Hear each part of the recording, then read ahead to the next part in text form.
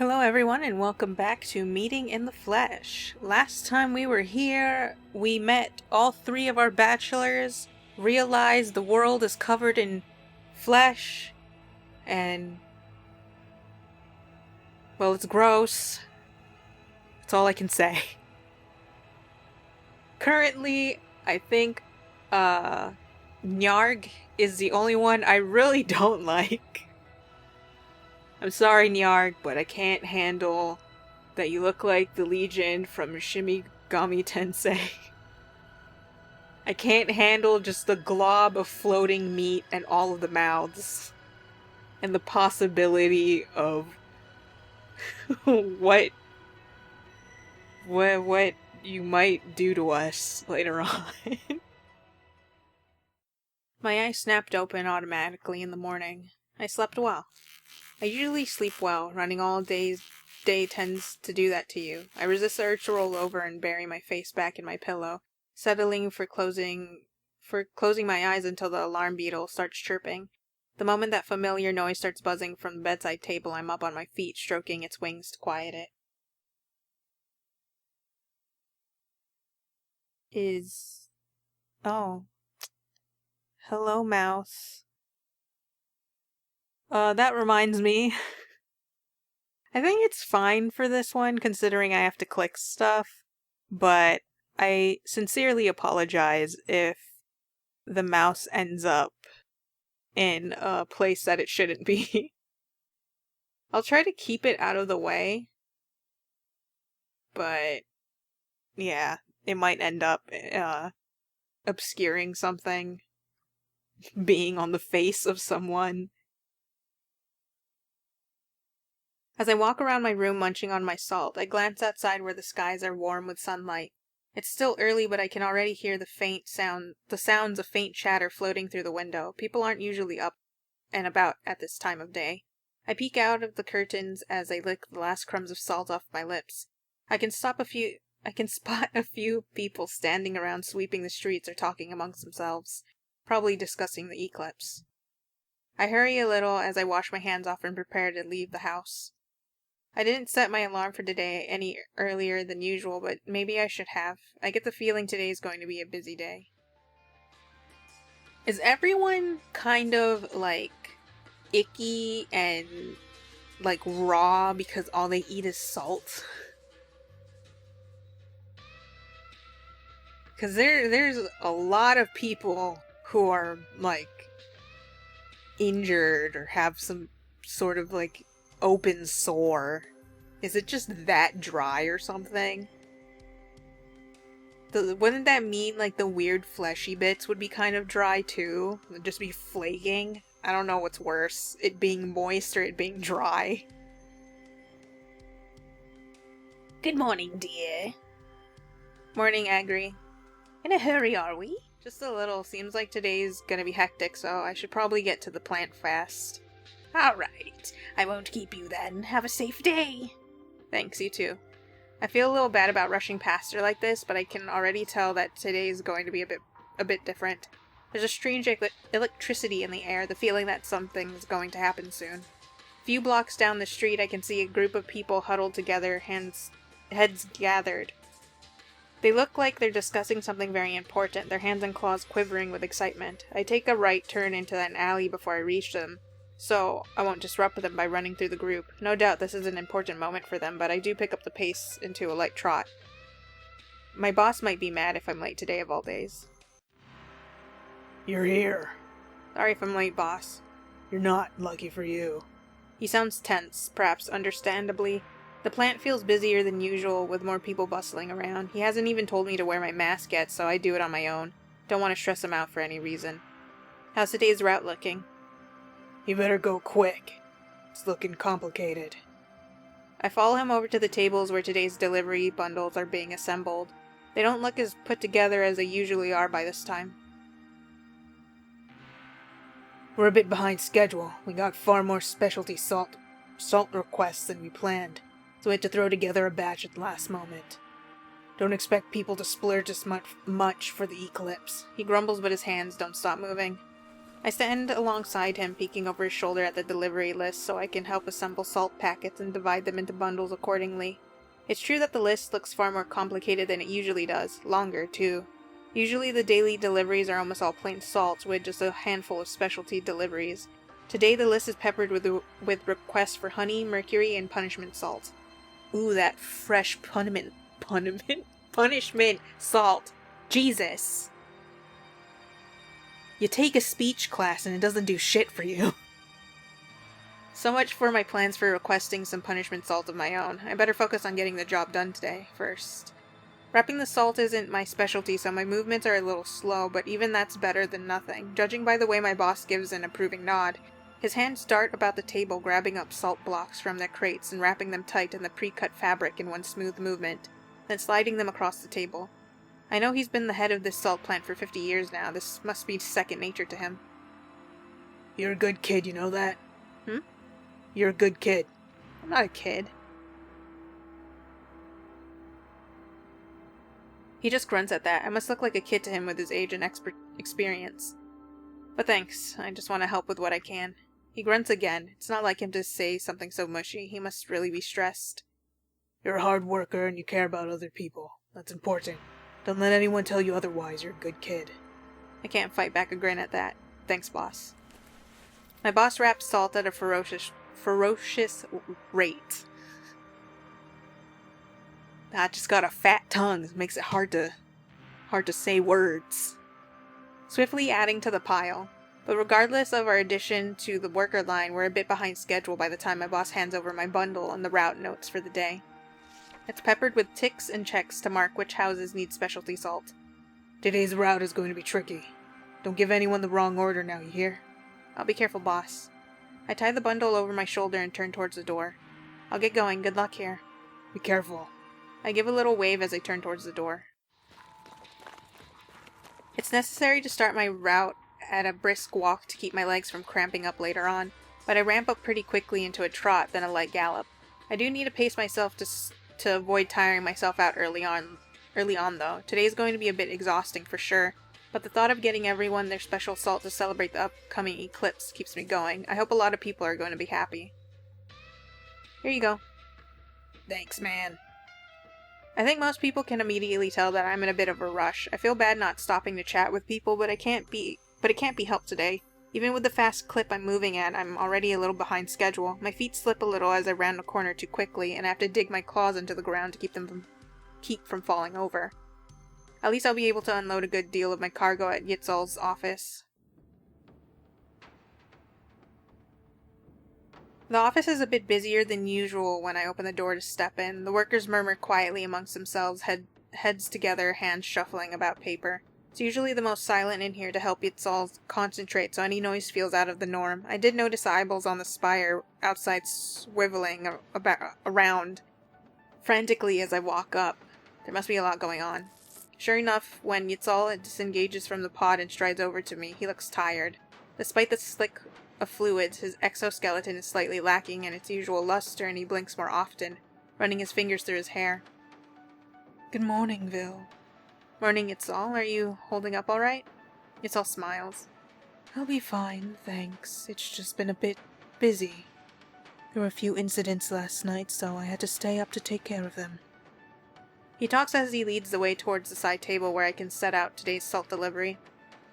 I have to admit, even if I knew the eclipse would be hectic, I didn't expect things to ramp up so quickly. His narrow chest rises and slowly sinks back in as he looks towards his open pod. Without a controller, the pod lies dormant, its eyes closed and folds of flesh quivering to a stop. It seems everyone's excited to make big, life-changing decisions during eclipse. But with that excitement comes a lack of judgment in some people, so there's been more trouble in general. Yiestol sighs again. I can see a sliver of sharp teeth past the thin gap between his lips. The previous outlook did warn me that eclipses would be hard, but I might have underestimated it a little. I give a sympathetic nod as I quickly undo the fabric of my delivery pack so I can line up the salt packets. Today's list of delivery notes is longer than usual, the paper unloading into a long sheet when I pull it out of my pocket. and I look it over carefully as I begin counting out salt packets. This is your first eclipse, right? That's right. At least I had plenty of time to get used to the job before it came around. I heard my predecessor was barely a decade into the job before his first eclipse. Yiestol laughs. It's a soft chittering noise, like a cluster of birds, and I can't help but smile in reflex. I can only imagine how hard that must have been. Oh, yes. He never stopped telling me about how difficult that was. Yiestol's fingers are long and delicate as he double-checks my counting, making sure there's the right number of each type of salt.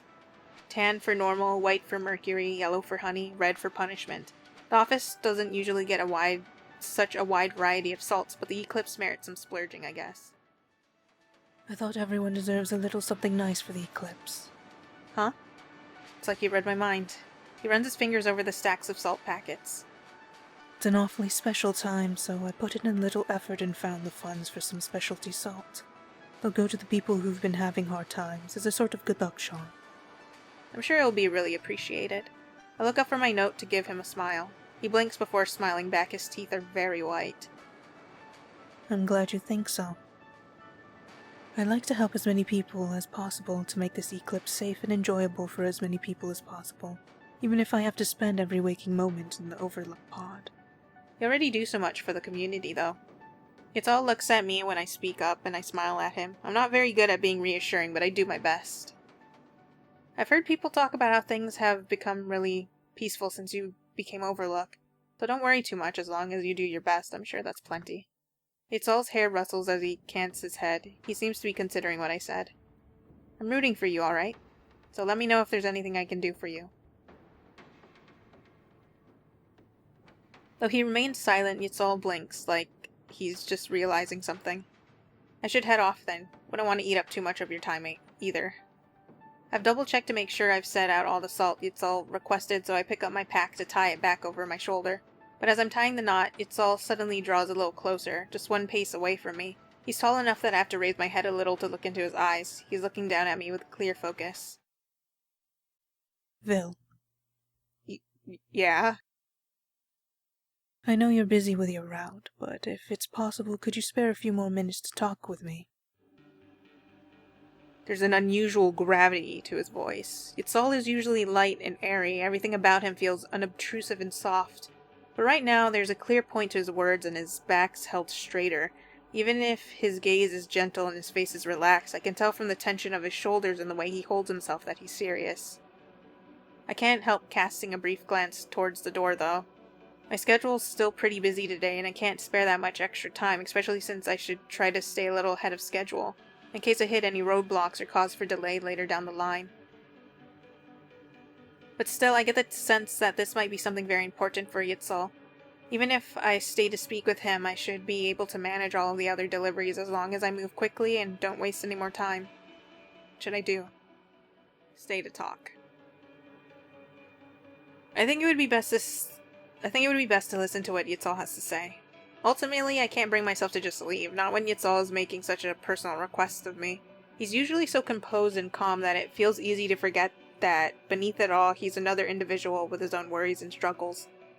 If he's asking me to stay, there must be a good reason for it, and it would bother me for a long time if I abandoned him like this. What is that noise outside?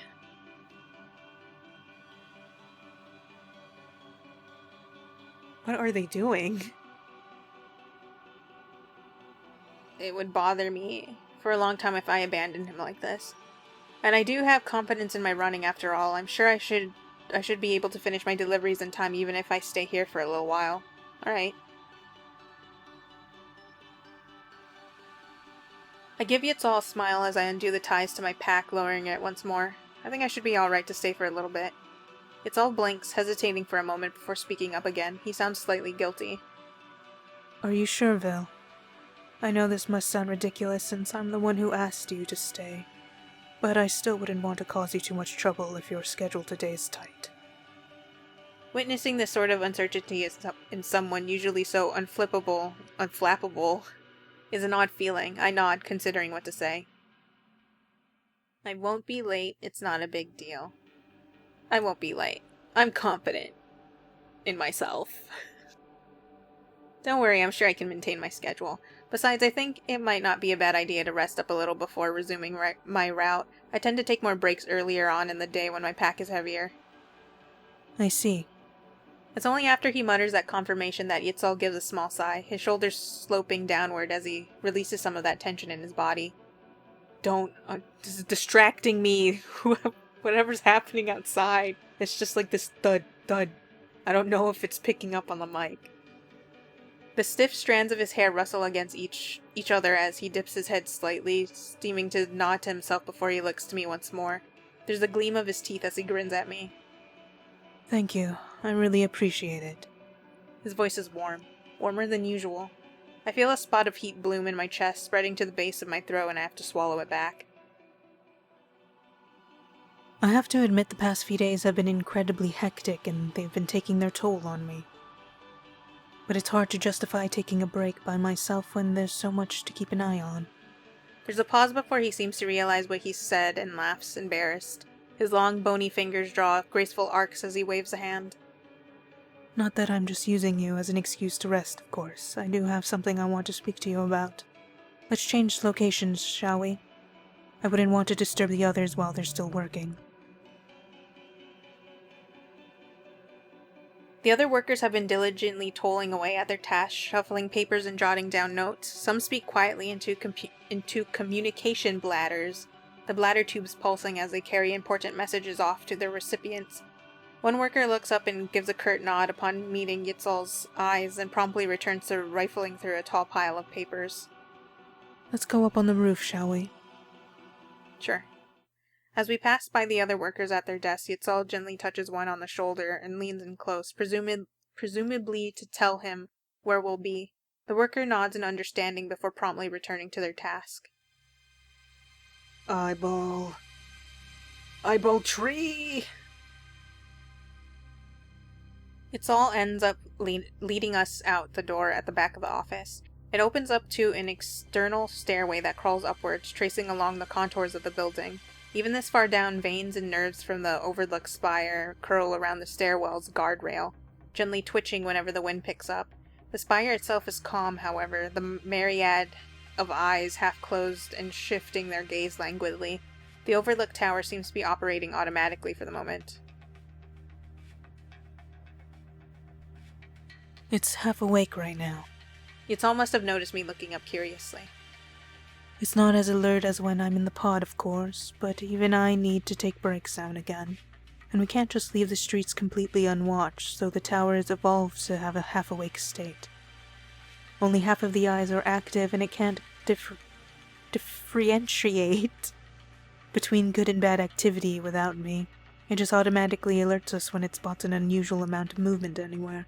But still, it's better than nothing, and I'm grateful I can take quick breaks without feeling like I've left my post completely unattended.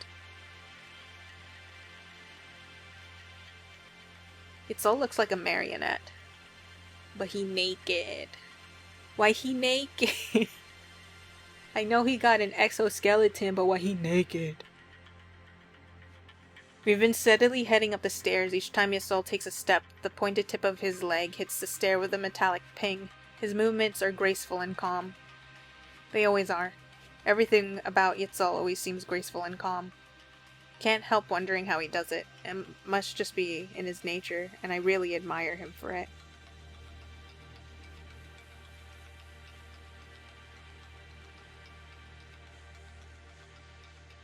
But I admire... It can't be easy always being so calm, so I really admire him for it. You're such a hard worker.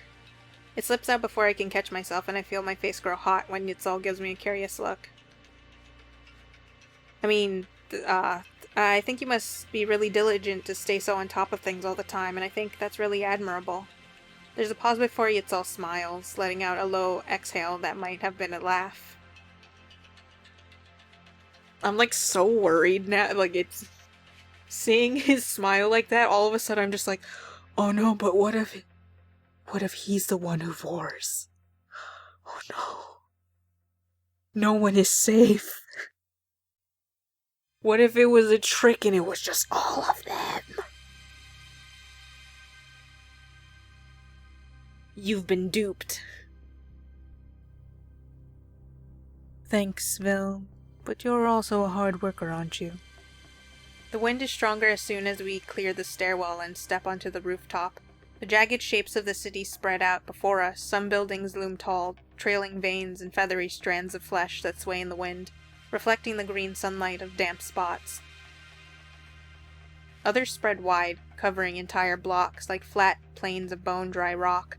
The streets are full of people bustling about, no doubt busy tending to pre-eclipse business. Even from up here, it's obvious that everyone is excited. There's a strange electric energy in the air. It's an amazing view.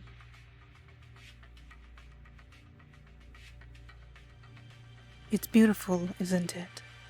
Yiestol walks over to the edge of the roof near the spire. He lays a hand on it, and the flesh pulses gently against the touch of his fingers, the tower's eyes languidly scanning the horizon. I come up here whenever I need a break. Looking at the city like this helps me regain my focus. Of course, it makes sense that even someone like Yiestol would need a place to rest once in a while. He slowly takes a seat at the edge of the building, then beckons me over, so I oblige, trotting over and taking a seat beside him, legs dangling over the edge. A stiff breeze blows past us, and I'm suddenly much more aware of how high up we are. I don't think I'm particularly afraid of heights, but I still find a small thrill chase down my spine if I look down. Yiestol doesn't seem afraid at all, though, partly because he's used to being high up. Being this high, I imagine, but partly because he seems completely immersed in thought. The green of the sun washes over us as he gazes over the cityscape. His exoskeleton is beautifully glossy despite his exhaustion, warm sunlight bouncing off the sharp angles of his cheeks and wiry strands of his hair. His teeth are very white. When he finally opens his mouth to speak, pausing for a moment, he finally forms words. "Why do you keep talking about his teeth? Stop it! You stop that!" I wanted to speak to you about a hypothetical situation. A hypothetical situation? Yes, a hypothetical. He's curiously specific about that, a hypothetical, but I keep that observation to myself and only nod. Sure, I don't know how helpful I can be, but I'm always happy to try. I love hypothetical situations. Yiestol nods in response, ruminating over his thoughts for a moment longer before speaking. Let's say you have the chance to help a lot of people. However, it comes at a cost. You need to give up something very important to yourself in order to help those people. There's nobody forcing you to do it. There is no punishment if you don't help those people. And nobody will chastise you for not wanting to pay that price. It is purely your decision whether to pay the price and help those people. What do you think you would do, Vil? It's a tough question. Yiestol doesn't look at me, his gaze still directed out over the cityscape, and I try to see what he's saying as I think that question over. What was it? You have a chance to help a lot of people, but it comes at a cost. You need to give up something very important to yourself in order to help those people. I don't know, it depends. Like, if that's like giving up family or people really close to you, that's really difficult. Because my ass automatically, if it comes to my immediate family especially, no. I'm sorry, but no.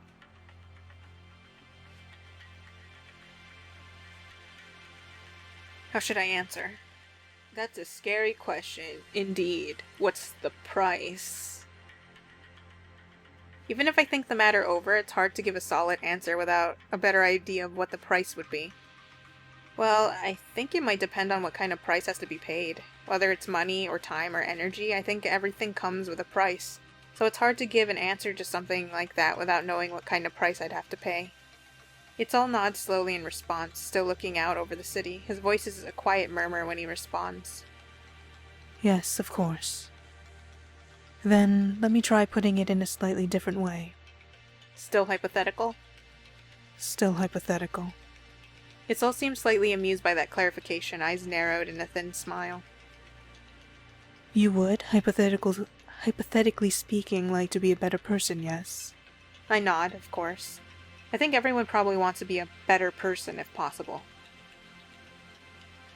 Then let's say there's a way for you to objectively become a better version of yourself. Not in a nebulous, vague way. It won't be that you'll be wiser or more experienced or more thoughtful. You'll objectively become a better version of what you are now, an upgrade, if you will. Are you saying you're gonna, like, cocoon and then, like, rebirth? Or are you saying you're gonna be one with the flesh? Because those are, like, two different things. Do you think you would want that? I'm gonna be honest, this is still kind of vague. I understand that you're,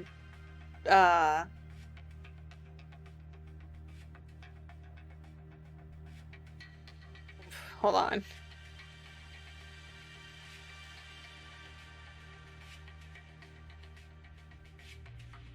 No, you know what? This is really vague.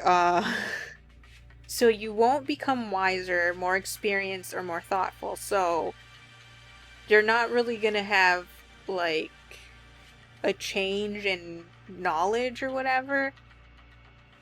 This sounds like it's more like a physical, or you'll objectively become a better version of what you are now.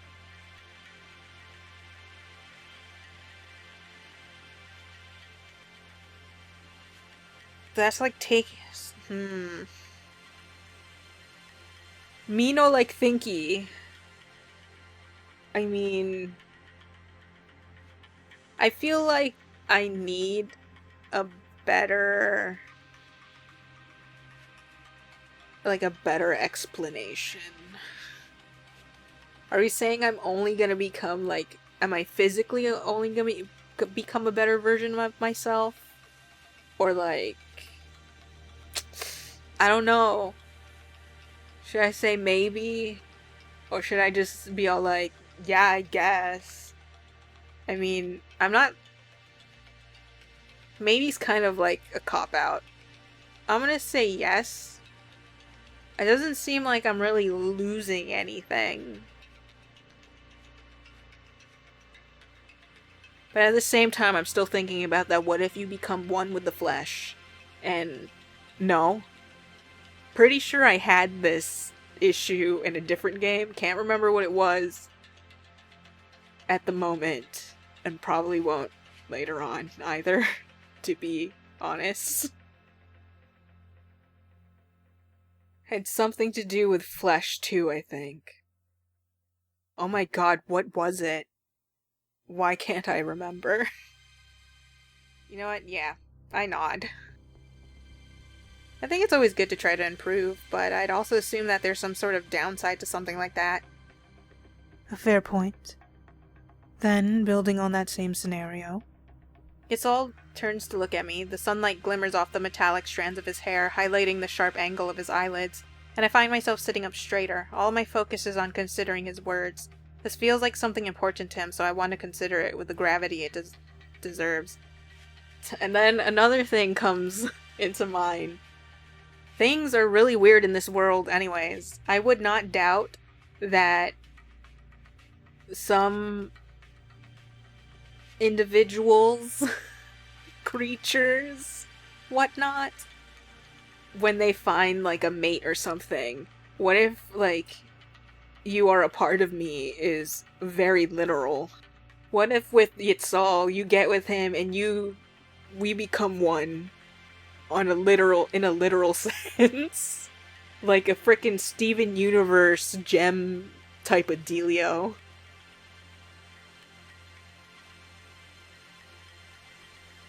Yiestol turns to look at me. The sunlight glimmers off the metallic strands of his hair, highlighting the sharp angle of his eyelids, and I find myself sitting up straighter. All of my focus is on considering his words. This feels like something important to him, so I want to consider it with the gravity it deserves. let's say you can make that improvement. You're guaranteed that it will make you better, and you'll be able to do better at your job. Everyone will admire you for it. There are practically no downsides to this improvement itself. But your relationship to someone you value will change drastically, and it can't be changed back. Not broken, mind you, you'll still have a close relationship with that person, but it will be different. How do you feel about that? It's hard to answer immediately. Mixed emotions trickle through my head, and I need to filter through them. A significant part of me wants to better myself, of course, but I also value my relationships with people. It's a tough question, isn't it? Yiestol's eyes are narrow, his expression gentle as he studies my face. Sorry, I know it's a strange hypothetical to spring on anyone, but I value your opinion. I'd really appreciate it if you'd tell me your honest thoughts about it. I can sort of understand what Yiestol is getting at if I try hard enough. I repeat his words in my head, ruminating over each one. Well, becoming an unequivocally better person at the cost of a changed relationship. How do I feel about that? I don't think it would be worth it. It would depend on how the relationship changes. I think it might be worth considering. It really depends on how the relationship changes. It's like, who it is and how it changes. I wouldn't want to be able to turn down a situation like that immediately, but I wouldn't immediately say yes either. That really is a hard question. I don't know if I could really answer it. It's definitely something I'd consider, but I'd need more information too. Changing the relationship I have with someone could potentially be pretty big, and I wouldn't do something like that without knowing more details. Yiestol's gaze remains fixed on me. You value your relationships to other people a lot, don't you? Of course, especially with my relationship with you! You can't give me that and not expect me to click it.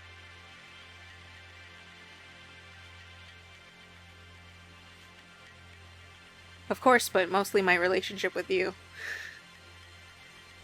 Mostly. I joke to try and lighten the mood a touch, though I'm not sure it really lands. Yiestol does give a low laugh, the sound rasping from the back of his throat. Are you trying to flirt with me? Am I? I can't say I don't appreciate the sentiment, but perhaps at a different time. He gives a long sigh as he sits back, propping himself up on his arms as he gazes out over the city. Though he still looks as controlled and calm as ever, his posture seems more lax as usual. In conjuncture with his pensive expression, it lends him a strange air of vulnerability, like he's struggling with something he's never struggled with before. Yiestol. Yes? I know you said that these are all hypothetical questions, but if you wanted to talk about anything non-hypothetical, I'd also be alright with that. Yiestol cants his head, gaze cast aside in thought. A breeze whips past us, sending wiry strands of his hair floating up around him. They practically sparkle in the warm sunlight. His voice is a little softer, almost blending into the distant buzz of the city as he murmurs. You're very kind to ask, Abel, thank you. I suppose I haven't been terribly subtle. It's true that there are things I've been thinking about very closely. But alas, we should be getting back to work, shouldn't we? There's the gentle tap-tap of his feet against the rooftop as he rises, two clear sounds like the knock of bone against rock. His body is lithe and serpentine when he stretches his arms, fingers splaying out wide for a second as he extends his limbs as far as they'll reach. Looking up at him from where I'm still sitting on the rooftop, I'm all the more aware of how this person who's so important to the city's well-being is also just a single individual facing tremendous pressure. Yiestol exhales slowly, the noise whistling past the sharp points of his teeth before he lowers his arms. His body language is graceful and casual once more as he reaches down to pat my shoulder. His fingers squeeze briefly before releasing. Let's head back in, shall we? Of course I climb to my feet and follow after him as he starts heading back down the stairwell into the office. Yiestol doesn't say anything more as he leads the way down the stairwell. The breeze carries the sounds of the city, filtering them past our ears. Thoughtful murmurs, someone's excited shout, the thump of running feet. Pausing in my steps, I close my eyes and turn towards the endless expanse of buildings, but it's hard making out any individual sounds even if I focus. All I know is that the city is abuzz with energy, excited for the eclipse. Things seem to be progressing smoothly, even with my drier attitude towards the eclipse. I find myself growing a little excited for the potential that day holds. When I snap out of my reverie and hurry to catch up to Yiestol, he holds the office door open for me, smiling kindly as he ushers me inside first. Thank you so much for keeping me company, Vil. I truly appreciate it. The subtle signs of worry and vulnerability he'd shown while discussing those hypotheticals with me are gone just like that. There's only the calm, collected, gentle Yiestol that I've always known standing before me holding my pack. Just getting a few minutes to relax and speak with you was incredibly refreshing. I'm grateful for your time. But I do hope it didn't cause you too much trouble on your route. Not at all. I give the most reassuring nod I can. It's a white lie in the sense that it did tighten my schedule, but I'm fairly confident it won't cause me any issues. I can make this work out. I swiftly tie my pack over my shoulders once more, jostling it to make sure it's secure before turning towards the door. I'll be going then. I hope the rest of your day goes smoothly. Don't push yourself too hard, alright? Of course. Take care, Vil. Even a few of the other workers glance over, giving me a brief wave. I return the gesture as I pull the door open. I do one last check of my pack as I step outside, and as the door closes behind me, I catch one glimpse of Yiestol through the narrowing sliver of an opening. He meets my gaze and flashes me a smile, the corners of his eyes squinting, a look that feels like a genuine connection. Oh! And then the door shuts, and it sounds like it just bopped someone in the face. A sizable part of me wants to linger. After all, I'm sure Yiestol had more to say. The topics he brought up felt far too specific and heavy to be mere hypotheticals, and it doesn't sit well with me to leave the subject hanging in the air. But still, both he and I have work to do. Too many people will be left troubled if we don't tend to our tasks. And so I turn away towards the street, taking a deep breath. The claws of my feet dig in as I take 1-2 steps. The next steps come faster, my gait widening as my pace picks up. Then I ramp up into a gallop, the scenery around me smearing as I gather speed. My own worries can come later. For now, I need to focus. It wouldn't do to leave people without salt when such an important day is coming up. Thanks for the delivery. No problem. Hey, you be careful now, alright? Will do, thanks. I have to hurry. I'm usually never this behind schedule. If I move quick, then I should still be able to finish all my deliveries before the end of the day, and avoid getting to anyone late. But I can't really afford to delay anymore. My feet skid across the ground as I turn a corner, my claws raking deep furrows into the dirt as I straighten back up without dropping my pace. My next 2 clients are absent from their homes. As much as it pains me to say, that's good for me today. I quickly slot their salt packets into their boxes and resume running. I'll say hi to them on another day when I have more time. I'm sure they're also busy with their own eclipse preparations. Distracted, trying to think of any other routes I can take without skipping any stops on my route. I don't hear the sound of approaching footsteps the instant I step into the park, and I certainly don't expect a hefty bundle of fur and fangs to come bursting out of the foliage to my immediate left. Vil! I don't manage to stop quickly enough, neither does Bratton. He collides squarely with me, knocking us both into the grass. I was waiting for you. You were? I gently push at Bratton's shoulder so he'll get off me, not that this is a particularly terrible position to be in. Bratton's fur is quite soft and clean today. He must have taken a shower after last night's exploring, and his body is very warm. But he's still heavy, and getting pressed into the grass for too long might make dirt seep through my pack and taint the salt. Bratton moves back obligingly, clambering to his feet and holding his hand out so I can also stand.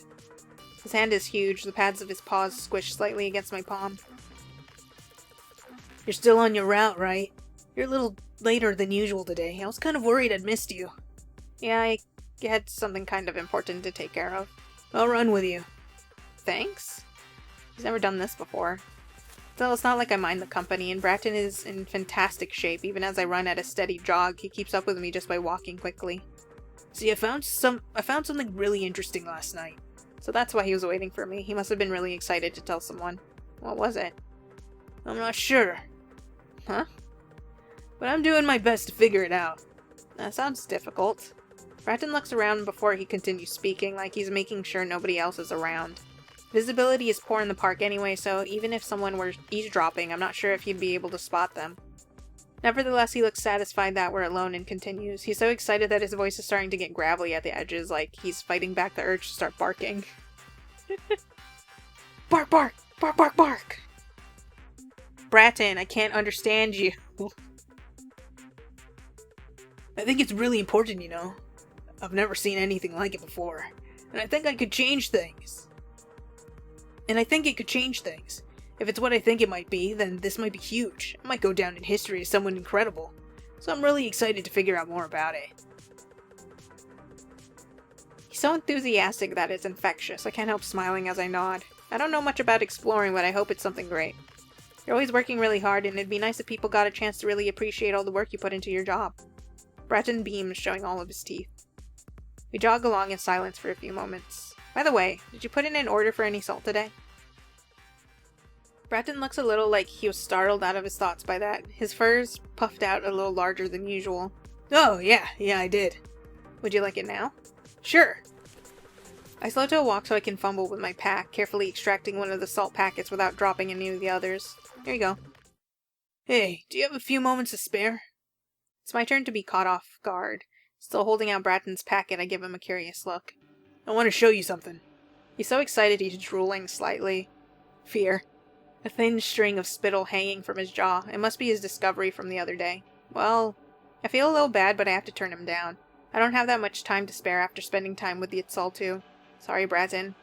Things are kind of hectic today, so I have to hurry. Maybe I can meet you after my route's over? Bratton's ears have tilted down a smidge, the wagging of his tail slowing significantly. No, it's okay. Don't worry about it. I guess you're a little behind today, huh?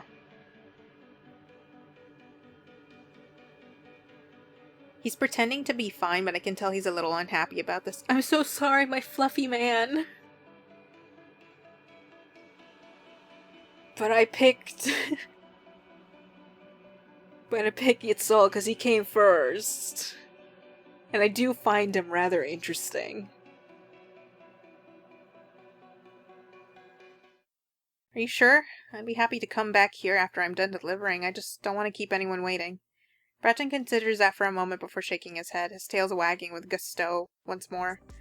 Yeah, it's fine. On second thought, I guess I'm not sure if I'm supposed to be showing you. So I'll check and come back later when you're not busy, and I'm sure we won't get in trouble for it. That'd be great. Thanks for the invitation, though, Breton. No problem. He reaches out a massive paw, probably to clap it on my back, but he course corrects when he remembers I'm wearing the bundle over my shoulder, and ruffles my hair instead. His claws are huge and sharp, but they graze against my brow. I like you a lot, you know. If it were anyone else, I'd suspect this as a very well-constructed attempt to guilt-trip me, but Breton isn't the type for anything like that. So I manage to smile as I gingerly duck out from under his paw. Is he just a dog, or is he a himbo? Does he just have dog behavior, or is he a himbo? I like you a lot too, so I'll be looking forward to seeing your big discovery in the future. Sure thing.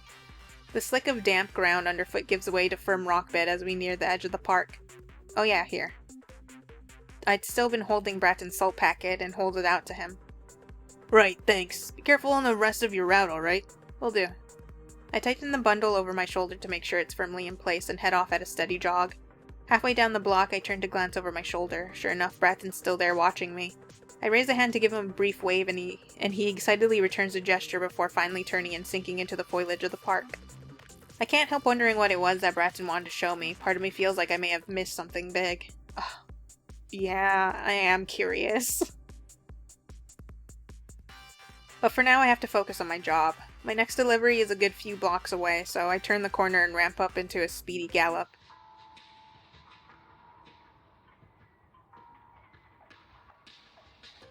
Here you go. Oh, Relin kinda looks like, what you would think a monster priest would look like. How'd that work today too, huh? Yes, sir. Things have been a little hectic today. Can't be helped, huh? Well, I won't keep you. Be careful now. Thanks. Have a nice day. I'm starting to get a little out of breath. I usually manage to do my entire route at a steady pace, but today's been a day of ups and downs. I've had to rush a lot more after that talk with Yiestol, and I can feel my legs starting to ache a little. I slow from a sprint to a jog so I can go down my list of notes. I've finished most of my route now, with only a few more blocks to run, which is good. A quick glance up at the sky confirms that the suns are starting to set already. The sky's tinging their usual musty green. It's starting to get late, which means I'm cutting it a little close. The palpable tension in the air has been rising all day too. There are more people hanging around the streets than usual, some rowdy and causing trouble, others pressed together in quiet intimacy. I turn the corner to take a shortcut down a street and find my foot splashing into a puddle of red. The metallic stench that lingers on the air is unmistakable, and it's cut through with the signature ting of salt, no doubt the remnants of a punishment salt bath. Or multiple salt baths, possibly. The metal tubs used for salt baths tend to leave behind dark rings of moisture on the ground. There are three circles overlapping each other. I can't tell if it's the result of one tub being jostled around or multiple tubs used in quick succession. I move quickly past the site, both because I can't afford to loiter, but also because the combined smell of blood and salt is making me hungry. I haven't had the chance to take a break or eat anything today. I risk a brief glance back as I head down the street. I've left behind a trail of dark footprints, radiating out from the pool of blood, but fading with each step until they vanish. The puddle of blood is still there. It will seep into the ground eventually, leaving a dark stain for a while. Kind of like the eclipse, huh? A big happening that will leave an impression for quite a while. I'm not a very poetic person. I feel a little smug for thinking of a comparison like that, but I can't spare too much time to self-congratulatory nonsense. I drag my thoughts away from that drying puddle of blood and look back towards the street. Have a nice day, Vil. Thanks, you too. Time's getting awfully tight, but I should be able to finish my route on time if I keep up this pace, and I made the mistake of breathing a quiet sigh of relief to myself as I dashed past a block of closed storefronts, closed for the eclipse, and round a corner quickly enough that my claws skid on the ground. I almost slammed right into the bustling crowd that's loitering around, breathing in huge lungfuls of sweet, honey-scented air. What's going on? It's usually never this crowded.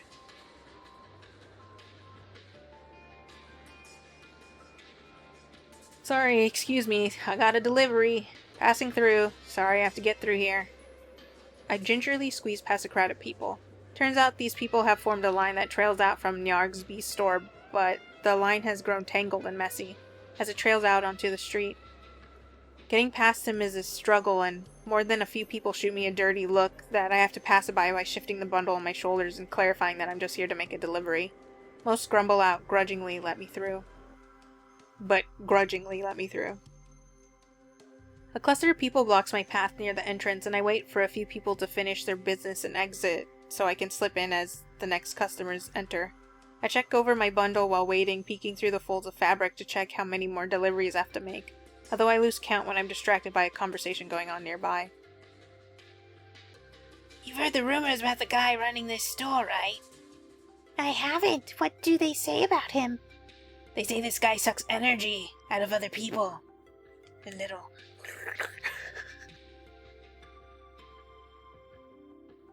There they are again.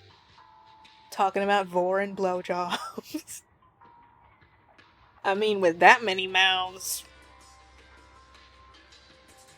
I roll my eyes while my head's ducked. I haven't heard these rumors myself, but it sounds silly. I've never heard of anyone eating anything other than water and salt with additives, much less sucking the energy out of other people. What is he, like a weird fucking version of an incubus? No way, that's so creepy. Right? But it makes sense, doesn't it? With how gruff this guy usually is. Yeah, he always feels kind of off, you know. Maybe that's why he has a store, to lure in victims. The two of them laugh raucously. I just tighten my bundle across my shoulders and ignore whatever else they're saying. It's all nonsense. Nyarg shouldn't have to put up with this stuff. He's a good guy. Hopefully these idiots won't actually say this stuff to his face. Fortunately, a small cluster of excited customers exit the store. The next moment, I take the chance to slip inside, murmuring that I'm just here to make a delivery and I'll be out soon. Inside the store, I manage to weave my way past the crowds of people looking at bees and find Nyarg near the back of the store where he mans the counter alone. All of his tentacles are hard at work managing 6 different tasks at once, and his teeth are bared as he breathes in deep, raspy puffs. He must be stressed. Hey, Nyarg. Hello, Vil. He doesn't even turn my way, not that I can blame him. He's busy dealing with a customer on one side, packing up a bottle of honey with one set of tentacles and soothing an agitated bee with 2 others. The smell of honey in the air is almost dizzying, stirred up by the constant movement of people in the store, and I can't help but take in a deep breath before busying myself undoing my bundle. Busy day today, huh? Sure is.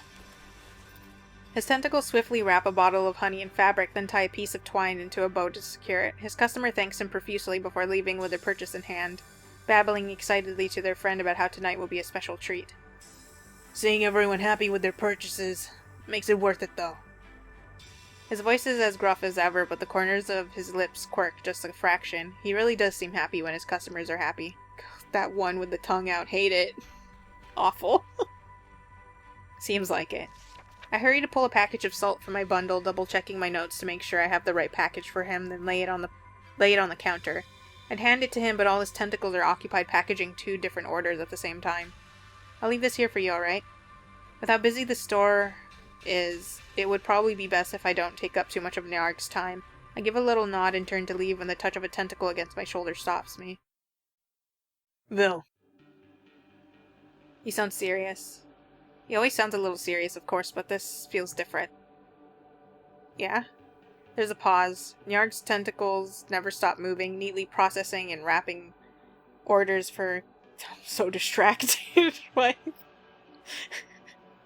He looks like intestines. He looks like a fucked up meatball.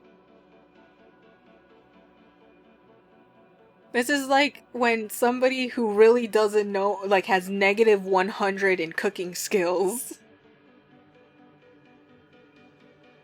There's a pause. Nyarg's tentacles never stop moving, neatly processing and wrapping orders for customers standing on the other side of the counter, but the tentacle resting against my shoulder only squeezes slightly. He addresses the customer first, wishing them a nice day as he hands them their package before turning slightly towards me. If you could spare the time, would you mind helping me out a little? I'm a little surprised not about the request itself. Any reasonable person would ask for help managing a store this busy, but because I've never seen Nyarg ask anyone for help before, can't help feeling a little flattered that he'd ask. That said, I need to think this over for a moment. Unfortunately, I don't have much time left today, and I do still have a few more deliveries to make. Reaching back, I test the weight of my bundle with my hands, trying to gauge how much time I would need to deliver all these before the end of the day. I should be able to hit all the stops on time as long as I hurry, but if I stop here to help Nyarg... No.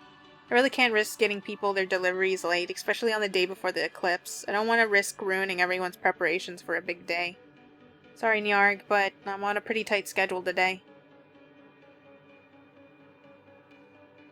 That's understandable. You did come in a bit later than you usually do today. Yeah, things have been pretty hectic today, so I'm a bit behind. And I don't want to be late with anyone's deliveries today. Nyarg nods. His tentacles keep working. I'm really sorry. I wish I could help. I can come around after my route's over if you need any help closing up shop. He shakes his head. His attention already seems to be wandering away from me, tentacles artfully wrapping up another bottle of honey even as he speaks. It's alright. The worst of the rush should be over soon. You should get some rest after your work. Are you sure? It's no trouble coming by after my route. He nods again. Thanks for the offer, but it's fine. I feel like I put somewhat of a damper on things, but I guess it couldn't be helped. Sometimes things just work out that way. Alright then, hopefully things won't be too hard for you. We're nearing the end of the day after all. I tighten the straps of my bundle to make sure it's firmly in place. It's grown pretty light by now, the fabric weighed down by only a handful of salt packets. That doesn't mean my remaining deliveries are any less important. Behind me I can hear a few customers huff impatiently. No doubt they think I'm holding up the line. Take care. Most of Nyarg's tentacles are hard at work wrapping up bottles and soothing agitated bees, but he still spares one to give me a small wave. I wave back as I step away from the counter. You too. Good luck. Nyarg doesn't respond anymore, already busying himself tending to the next customer in line. They want to look at the bees Nyarg has up for sale, since they're considering outright buying one. They must be big spenders. Nyarg steps out from behind the counter to lead them to the cages. I guess I should go. If you were to kiss Nyarg, like, are all of his mouths just connected to one consciousness, or do they all have, like, a slight consciousness to them? Because, like, you kiss one pair of lips, will the other ones be jealous? The crowd outside the store has thinned out a little bit, but it's still sizable. At least those people from earlier who'd been gossiping have either gotten into the store or have wandered off, tired of waiting. I gingerly squeeze my way past the waiting line and back into the streets, inhaling deeply. Already the sweet scent of honey is much thinner, cut through the musty smell natural to the air. Overhead the skies are starting to streak through the darker shades of green as the sun dips towards the horizon. Though there's the strong urge to linger to wait and see if the store will quiet down at all, and even to turn back inside to help Nyarg, I know I shouldn't, so I don't look back as I dig my heels into the ground and take off at a quick sprint down the street. At least these last few deliveries won't take too long. Thanks, Vil. Seems like you had a busy day, huh? You're cutting it pretty close. Yeah, things have been a little hectic today. I can imagine, since tomorrow's a big day and all. Good work. You should go rest up. Thanks, I will. Have a good night. You too. Even smiling feels exhausting after a long day, but I still make sure to wave as I trot off, pawing at my pack to make sure all of my deliveries have been taken care of. All done, and with barely a minute to spare, I really did cut things pretty close. But at the same time, I don't regret it. It feels like what happened today was pivotal and absolutely worth a bit of extra running. I end up taking the long route back home, backtracking a little bit. I walk past Nyarg's store, which has gone quiet by this time. I can still see the flickers of movement inside, but it looks like it's mostly just Nyarg cleaning up the store by himself. I cut through the park. The atmosphere here is different after dark, the spindly trees casting twisting shadows across the uneven ground. The air feels colder too, and it feels different without Bratton's boisterous presence walking by me. I walk past the Overlook office, which continues to watch silently over the city, the spire's eyeballs lazily cast over the landscape, though they blink slowly now and again as if growing tired. I think of Yiestol in his Overlook pod, devoting his life to guarding the city. Tomorrow is bound to be a big obstacle for him, and my chest aches with a desire to help him in some way. I give the spire a small wave, even if he's bound to be too occupied to see such a small gesture. It's the thought that counts. I'm sure it's just a coincidence that the spire's largest eye gives a slow blink in response, but it still eases my mind a little as I turn away. My thoughts feel fuzzy as I walk back home, watching the three suns sink out of view, one at a time.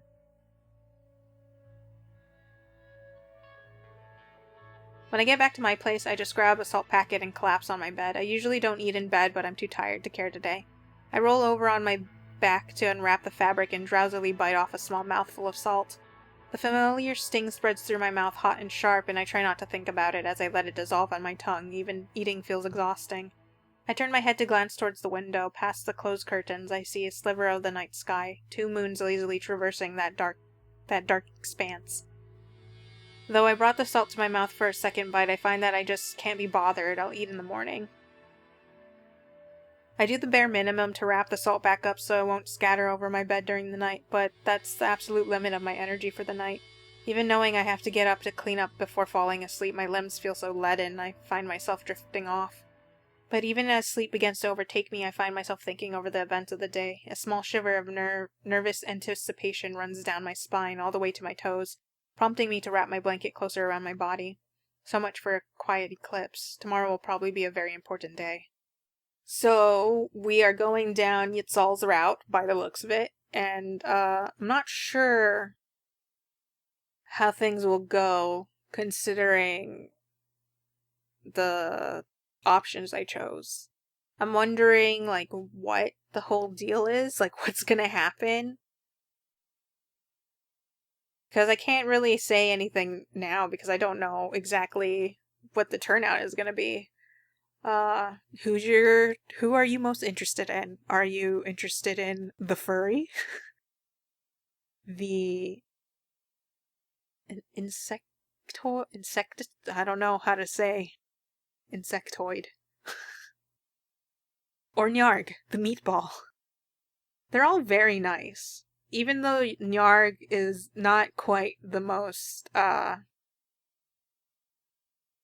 appealing to the eyes. He's a nice guy, so that makes up for it a lot on my end. At first, I was like, oh no, Bratton, Vor. But now I'm just like, oh no, Yiestol. No, please.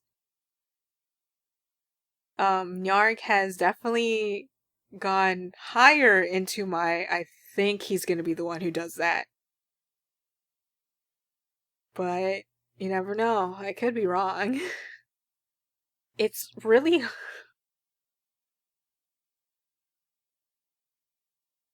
hard to gauge things when they're very just like their culture is like exceedingly different from actually eating the punishment salt to just the way everything is. Like, you don't have like obvious division in species. Everybody's just sort of a thing. There was like the alligator that there's like two alligators. There's one who looks like a detective who was part of the punishment salt. There's the one that we gave salt to for delivery. Then we have like the sort of cat-ish looking one that had like a messed up eye and like burns or something, I'm not sure, on its side, with its friend who is also an insect from the looks of it. Some people wear clothes and some people don't.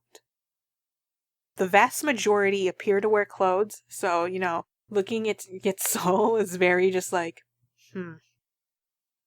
I give Nyarg a pass because he's a meatball, and also, why doesn't Bratton wear clothes? I know he has fur, but I'm pretty sure, like, the cattish one wears clothes.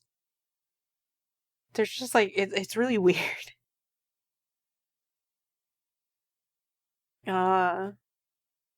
But yeah, there's a lot of little interesting, like, tidbits, like I've said last video. I really like the little beetle alarm. I don't know if it's, like, alive, but it's very interesting.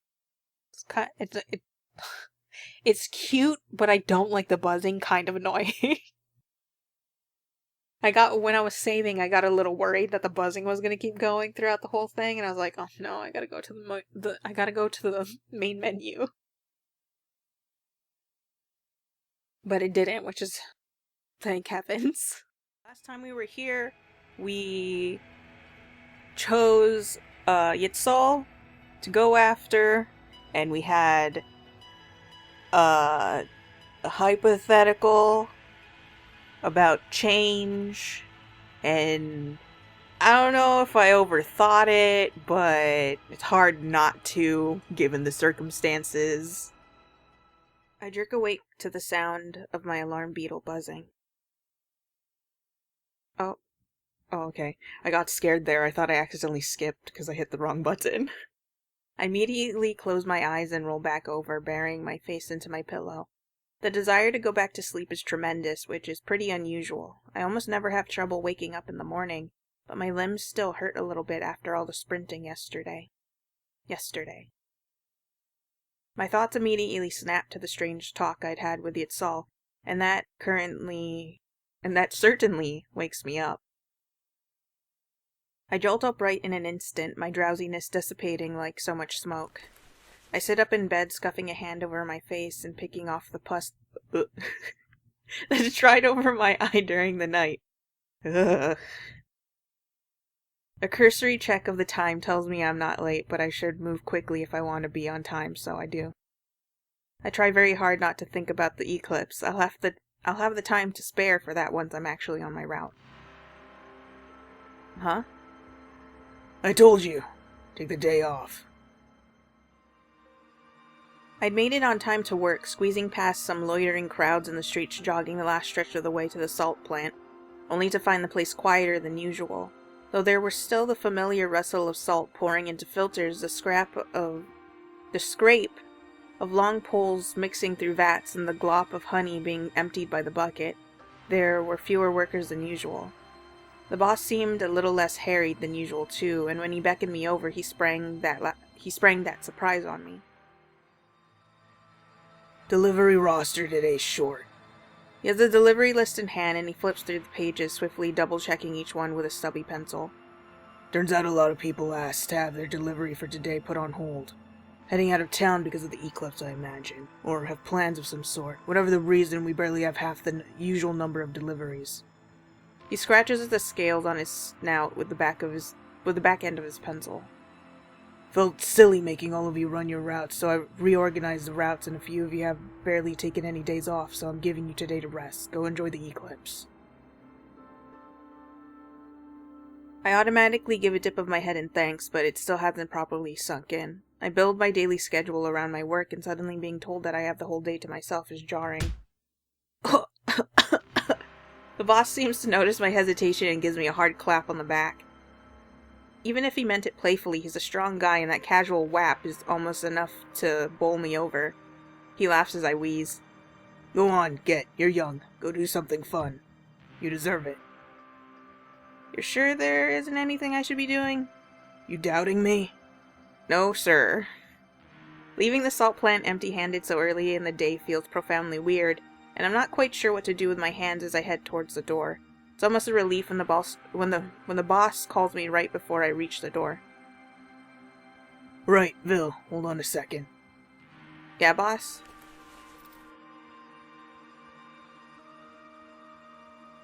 He tromps over, digging through the pocket of his apron and pulling out a few scraps of paper. He returns most of them to his pocket, but holds one out to me. Somebody from the Overlook office came by earlier and gave me this, said it's for you. Yiestol sent somebody? The boss nods. The piece of paper is neatly folded into a square, and unfolding it reveals a short note written in Yiestol's impeccable handwriting. Vil, I was hoping I could see you today if you aren't too busy. I'll be at the Overlook office all day, so please visit me if you're able. Please don't worry about it if you have other plans, thanks. Yiestol. It was written so politely, which is very much like him. I smile to myself as I fold the note back up and tuck it into my pocket. Something wrong?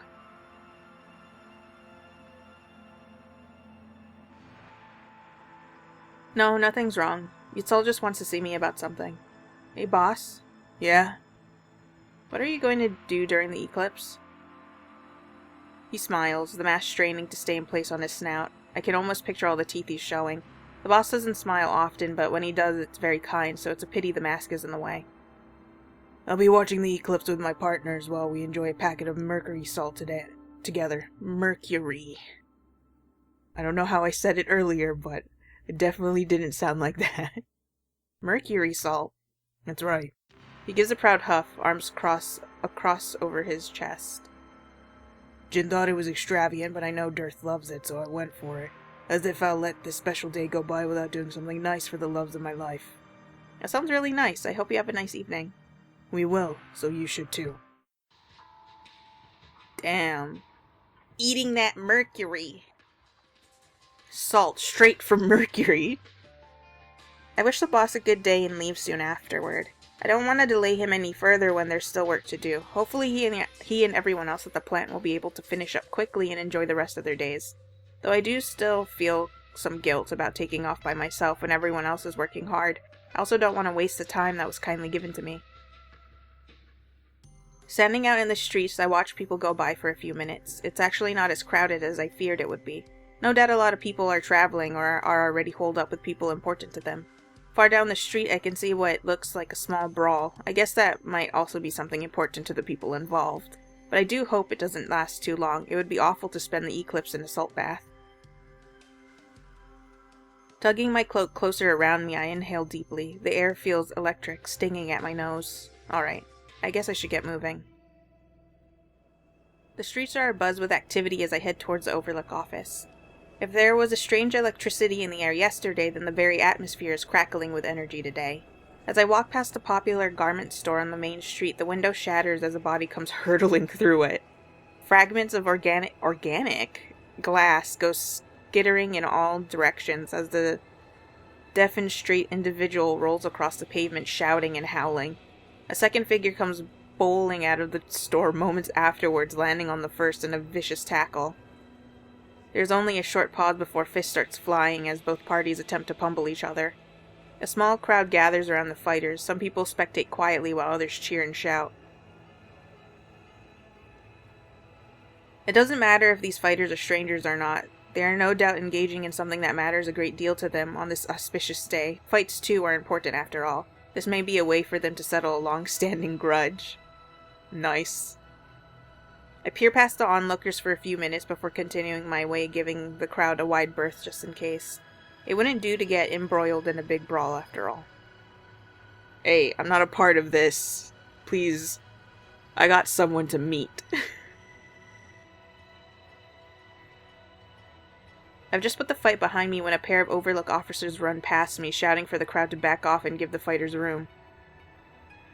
My steps slow as I glance over my shoulder. The fight is still going on, judging by the shouts and scuffling noises, and the officers wave their batons to get the attention of onlookers, urging them to step aside. Of course, it's Overlook's job to ensure that things go smoothly on Eclipse Day. It wouldn't do for strangers to interrupt a personal fight or the fight to involve third parties. It must be difficult. There's so much going on today. Up ahead, a loud shout catches my attention. A small crowd is gathered around a tall figure who stands with arms raised, shouting indistinctly. I think they're announcing something important. The crowd gathered around them seems excited. This, too, is probably something the Overlook officers will have to keep an eye on. I can see the Overlook spire up ahead looming above the other buildings.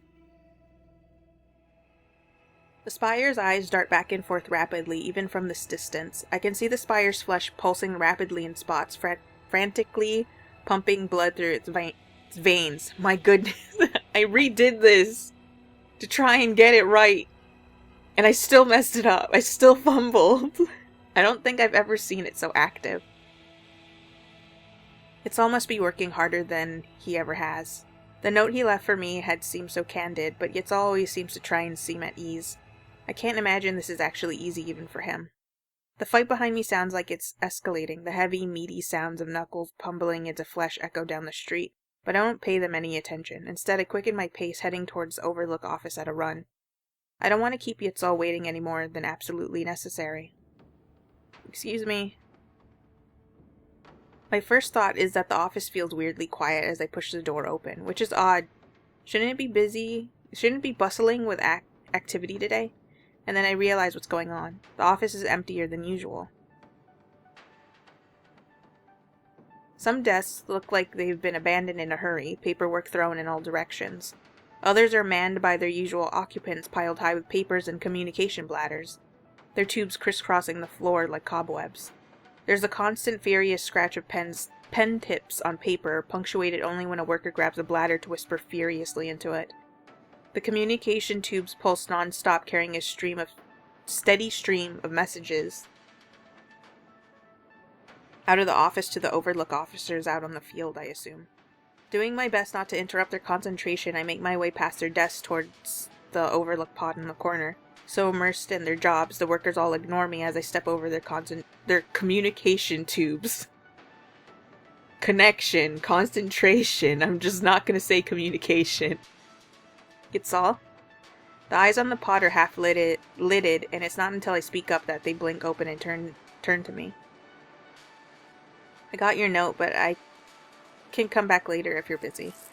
There's a brief pause before the eyes simultaneously shut, then the pod cracks open with a wet, squelching noise. No, I'm glad you came. Yiestol's voice is muffled by the sound of fluid sloughing off him. His exoskeleton sheds a coat of slime easily, and when he brushes his hand over his body, it comes off him in viscous strands, plopping back into the pod's pool in big globs. Thank you for dropping by on such short notice, Phil. It was a rather sudden request, so I wasn't sure if you'd be able to make the time. He bends down to brush the last of the pod's slime off his body, then carefully extracts one leg from the pod, letting the slime drip off it completely before he sets it on the floor. Then he repeats the process with the other foot, and then his balance slips. Perhaps because of its residual streak of slime, his foot skids sideways and he topples over. Fortunately, my reflexes are quick enough that I can prop him up before he hits the floor or crashes back into the pod. Whoa, are you alright? Yiestol seems stunned for a moment, eyes wide in shock. His gaze slides over me, studying my face before he gives a small nod. Yes. Thank you. I suppose that could have been dangerous if I hit the floor.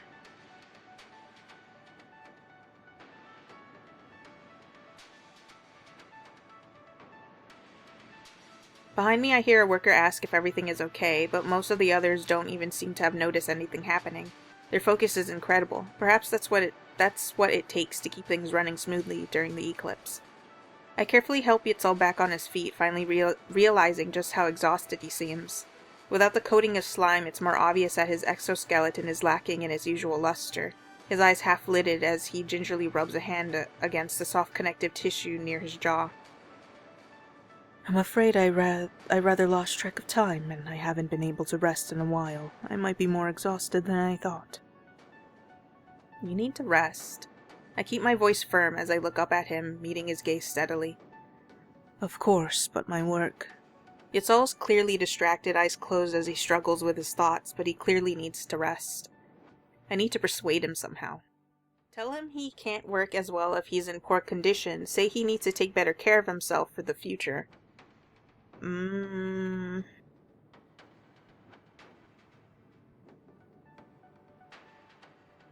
mean, both are true.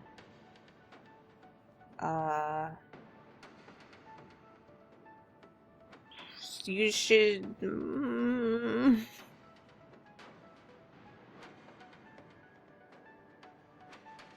gonna go say he needs to take care of himself for the future. He can't just think in the short term. Even if this eclipse is important, he also needs to think of the future. Yiestol, I know your work is important, but this won't be your only eclipse, right? You're our overlook. You'll be looking over the city for a long time, so you can't run yourself ragged like this. But please rest for a moment. There was also something you wanted to talk to me about, right? Yiestol's attention snaps over to me as if I'd said something terribly important. He blinks hard before giving a small nod. Right, of course. He inhales and exhales slowly. I watch the soft portion of his exoskeleton swell with that breath, settling back down as he empties his lungs. After 2 or 3 more slow breaths, he seems much calmer, offers me a smile, his usual smile. You're right. I think a short break would be good.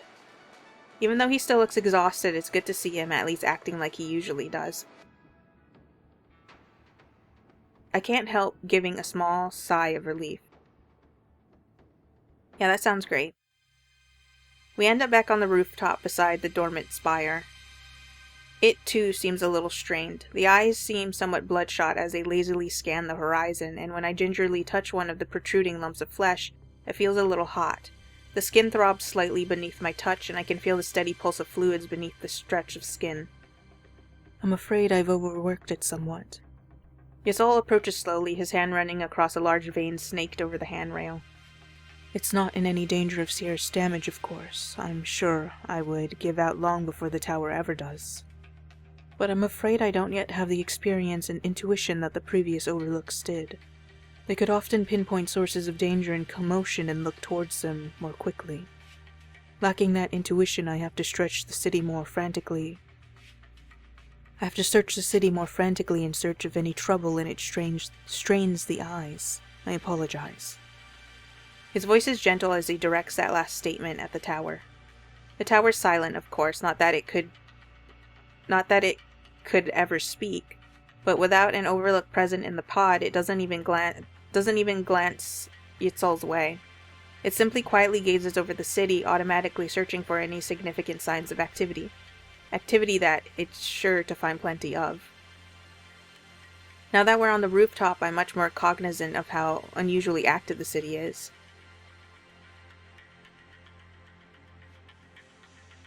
Here and there, colorful plumes of smoke crawl up from between buildings, lit from beneath by the flickering lights of fires. Celebratory fires, perhaps, or malicious ones, possibly. To our east, I can make out a large crowd gathering at an intersection. It boils with activity, though from this distance it's hard to make out what the individuals are doing. From all around us, the sound of shouting and cheering and screaming carries on the wind. The breeze always whips away those voices before we can make out specific words, but the impression we get is always the same. Today is a day unlike any other in recent memory. Controlling that chaos must be a gargantuan task. I can't imagine how difficult it is for Yiestol and the other Overlook workers. Right. Yiestol? Yes? I'd been lost in my thoughts as I stared out over the city, and Yiestol had taken the chance to quietly take a seat beside me. His legs swing off into the empty air, off the edge of the building as he looks up at me. I take a seat as I continue.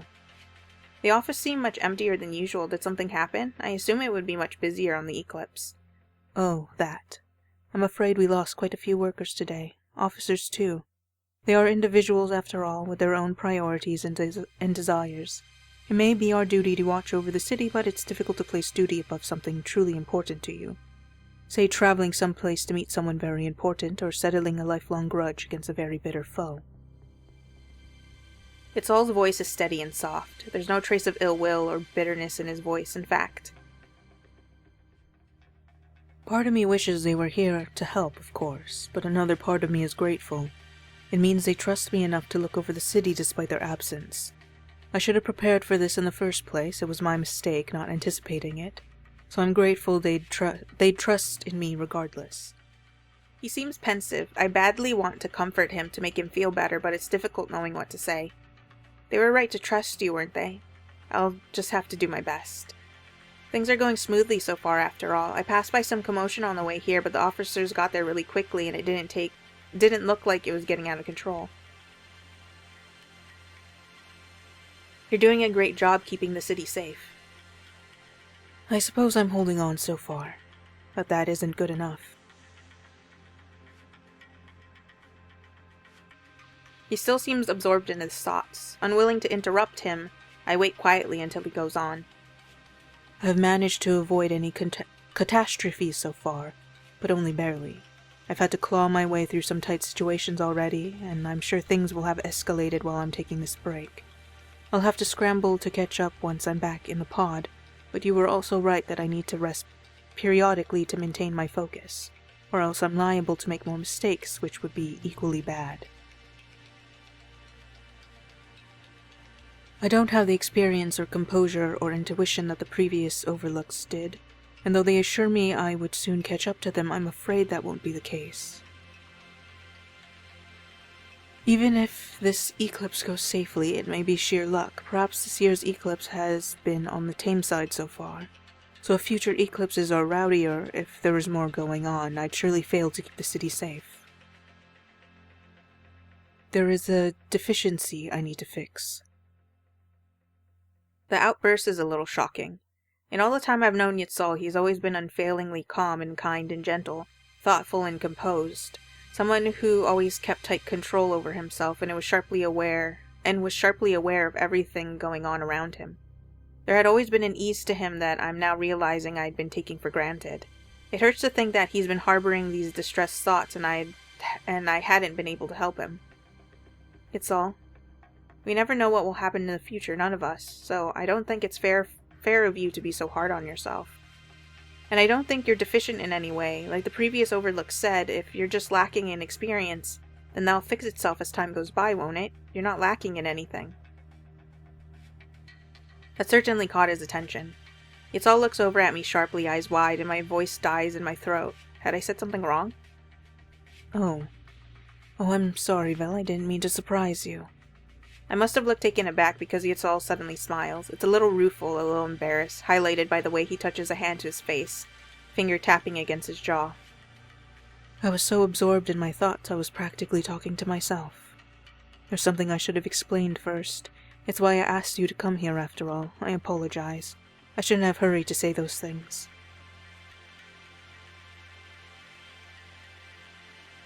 He seems to calm down somewhat, taking another deep breath before he shifts positions to look at me more directly. Vil, have you ever met one of my kind before? The conversation's not going exactly where I expected it to. Regardless, I give the question some serious thought, then shake my head. I don't think so, not to my memory.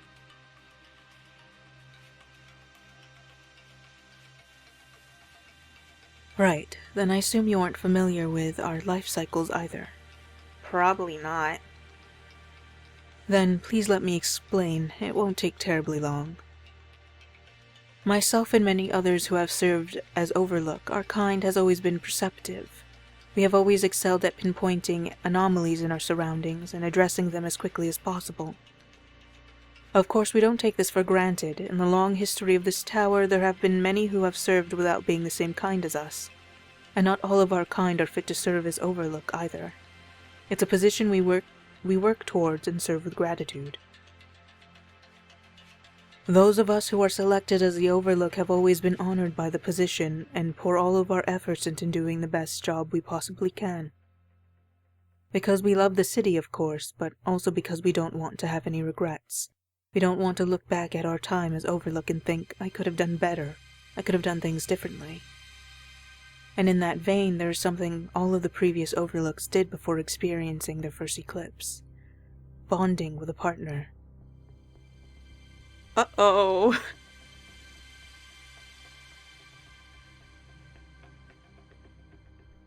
I understand now why Yiestol reacted the way he did to my attempts at comforting him. This thing he was lacking wasn't an abstract criticism of his own abilities, but something concrete he felt he'd failed to do. Bonding with a partner. I feel slightly embarrassed knowing I'd misunderstood him so drastically, but only nod to show that I'm following along with his explanation. Yiestol continues. You see, no matter how perceptive we are still just one individual with one mind. By bonding with a partner, however, we evolve a step further. We create a deep connection with a second mind and become something greater than a sum of its parts. And you feel like you should have made that bond before the eclipse? There's a pause before Yiestol shakes his head. That isn't quite it. I don't regret having put off my bonding until now. Of course, it might have made it easier on myself to survive this eclipse if I were bonded. At least it would give me peace of mind knowing that I'd become the best possible iteration of myself before facing this challenge. But I also didn't want to bond before this eclipse because the bonding process would necessitate changing my relationship with that individual. A rather drastic change and one that can't be reversed. The puzzle pieces are falling into place. I can see now why Yiestol was discussing those hypotheticals the other day. This is what he'd been worried about. My worry eases just a fraction with a better understanding of what Yiestol was trying to say. I think I can better understand his concerns. A drastic change to a relationship. Thoughtlessly, I mutter the words under my breath. Yiestol nods and continues.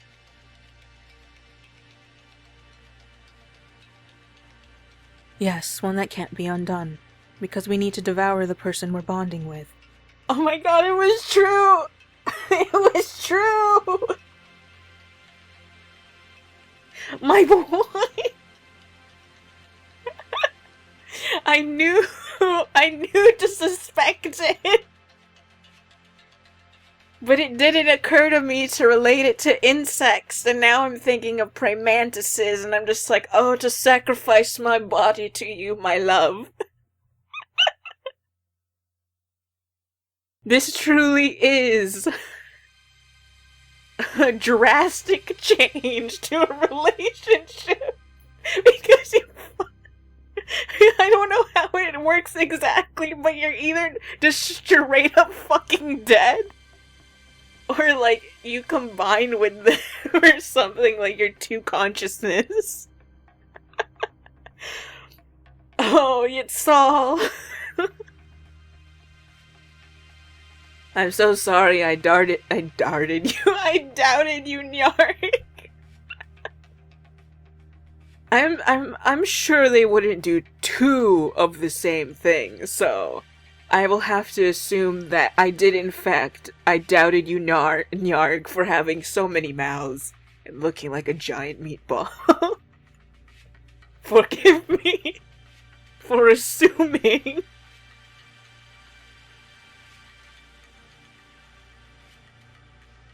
I see. That makes sense. Now that I think about it, I've read about individuals like that in the past. They're somewhat rare. Individuals who can meld into another body to become a part of them, or individuals who can absorb others to become a combined entity. Individuals who aren't combined without assimilating another into their body in some form. It must be a hard way of living, needing to depend on another in order to grow. I nod sympathetically. Alright, I'm starting to get what you mean. I guess those hypothetical questions aren't really hypothetical after all.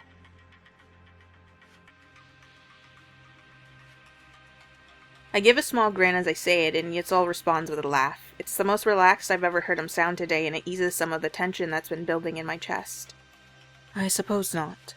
I'm a little embarrassed now thinking of how transparent that was, but I badly needed to get it off my chest, and it was the only way I could think to bring it up with you.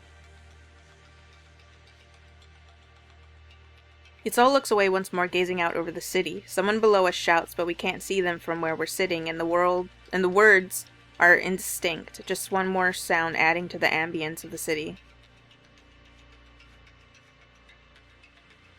Vil, you're intelligent. I'm sure you can guess what I'm getting at.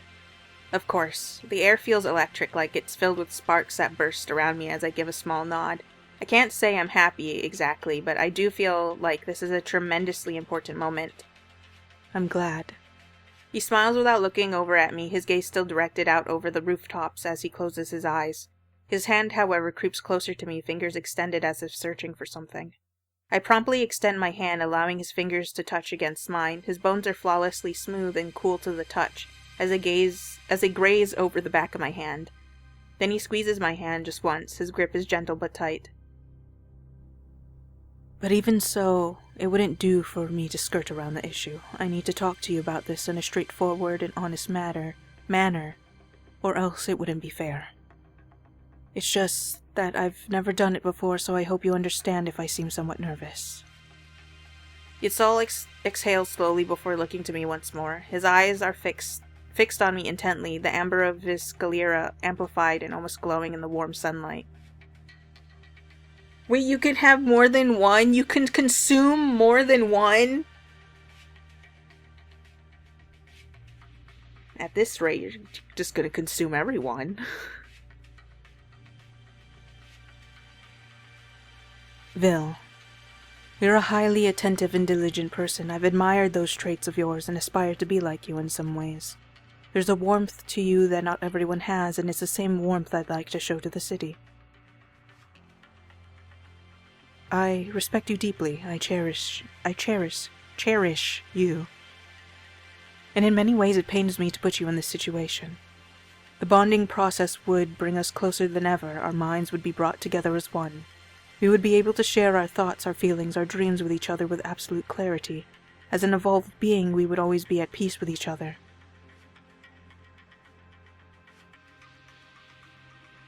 Would it totally be a combination of one? Because if you, end up bringing... if you end up consuming another person, like a third person, or a fourth or a fifth, if they're not completely combined together, and you still have a little bit of, say, or, leeway within the thought process, imagine the main person is slightly selfish and they consume another person and they come in and it's just like, you son of a... Oh! I can't believe you're here! Ugh! That'd be very conflicting. Well, where did I stop? The bonding process would bring us closer than ever. Our minds would be brought together as one. We would be able to share our thoughts, our feelings, our dreams with each other with absolute clarity. As an evolved being, we would always be at peace with each other. But there are things we would lose, the ability to touch and see each other like this for one. And because our lives would become one, there are things you would lose. We would make every effort to maintain connections to your old life, of course. I deeply respect the life you have right now and would never want to take away any of it from you. Not a single bit of it. We would talk to the same people, visit the same places, experience the same things again, but it would never be the same. A bonding process is a big decision, and I don't ask this lightly of you. I won't ask you for your answer immediately. I would only ask, Vil, would you please consider bonding with me tonight during the eclipse? Hearing the facts laid out like this is dizzying, especially when they're coming from someone as usually composed and calm as Yiestol. But because it's him, I can tell this is something tremendously important to him. Its straightforward honesty means a great deal to me, and I give a firm nod. Of course, I'll give it some serious thought. We never even got to experience any time, actually, being in his presence. I'm just gonna immediately jump to, yo, let's go. Let's fuse. Yiestol exhales hoarsely as if he'd been holding his breath. Thank you. I knew you wouldn't be the type to immediately reject it or run away, but still, I was quite nervous for a moment. Thank you for listening to me and for taking my request seriously. Given my previous experiences with becoming one with flesh in a literal way, And I did remember the game. It's Flesh, Blood, and Concrete. I believe I mentioned it in the second one, at least in text form.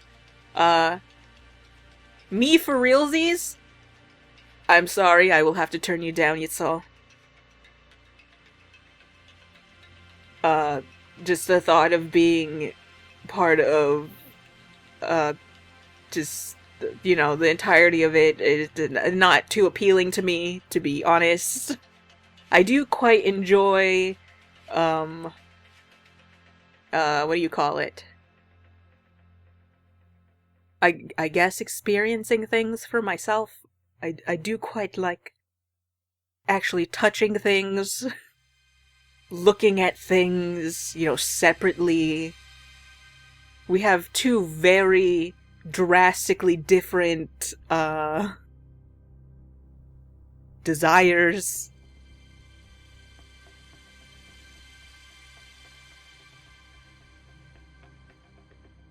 So, IRL me, no. In-game me, fuck yeah, let's go.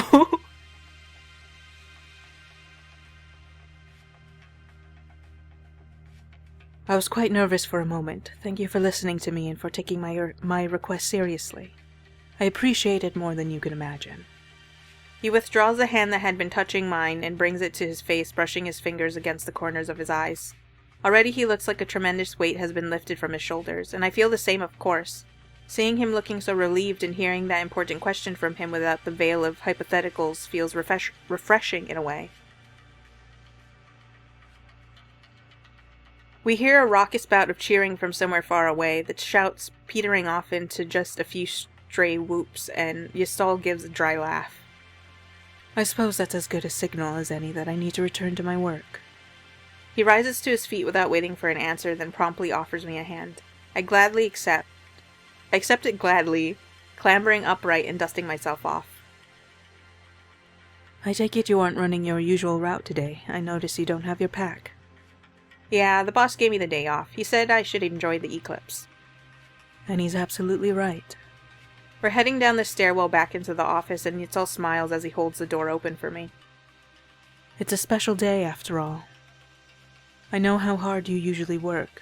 You more than deserve a break today. Probably deserve that break just as much, if not more.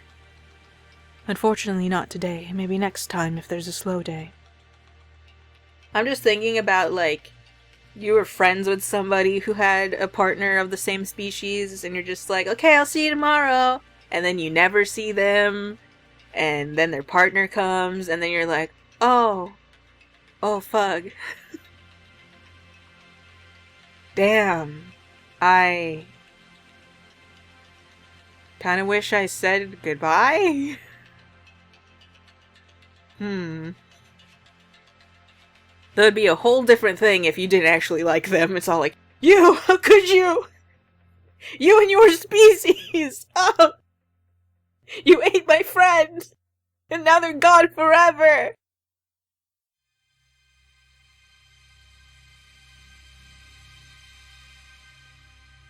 Yiestol already seems in much better spirits. The break seems to have done him a lot of good, and he stretches his limbs as he approaches the pod.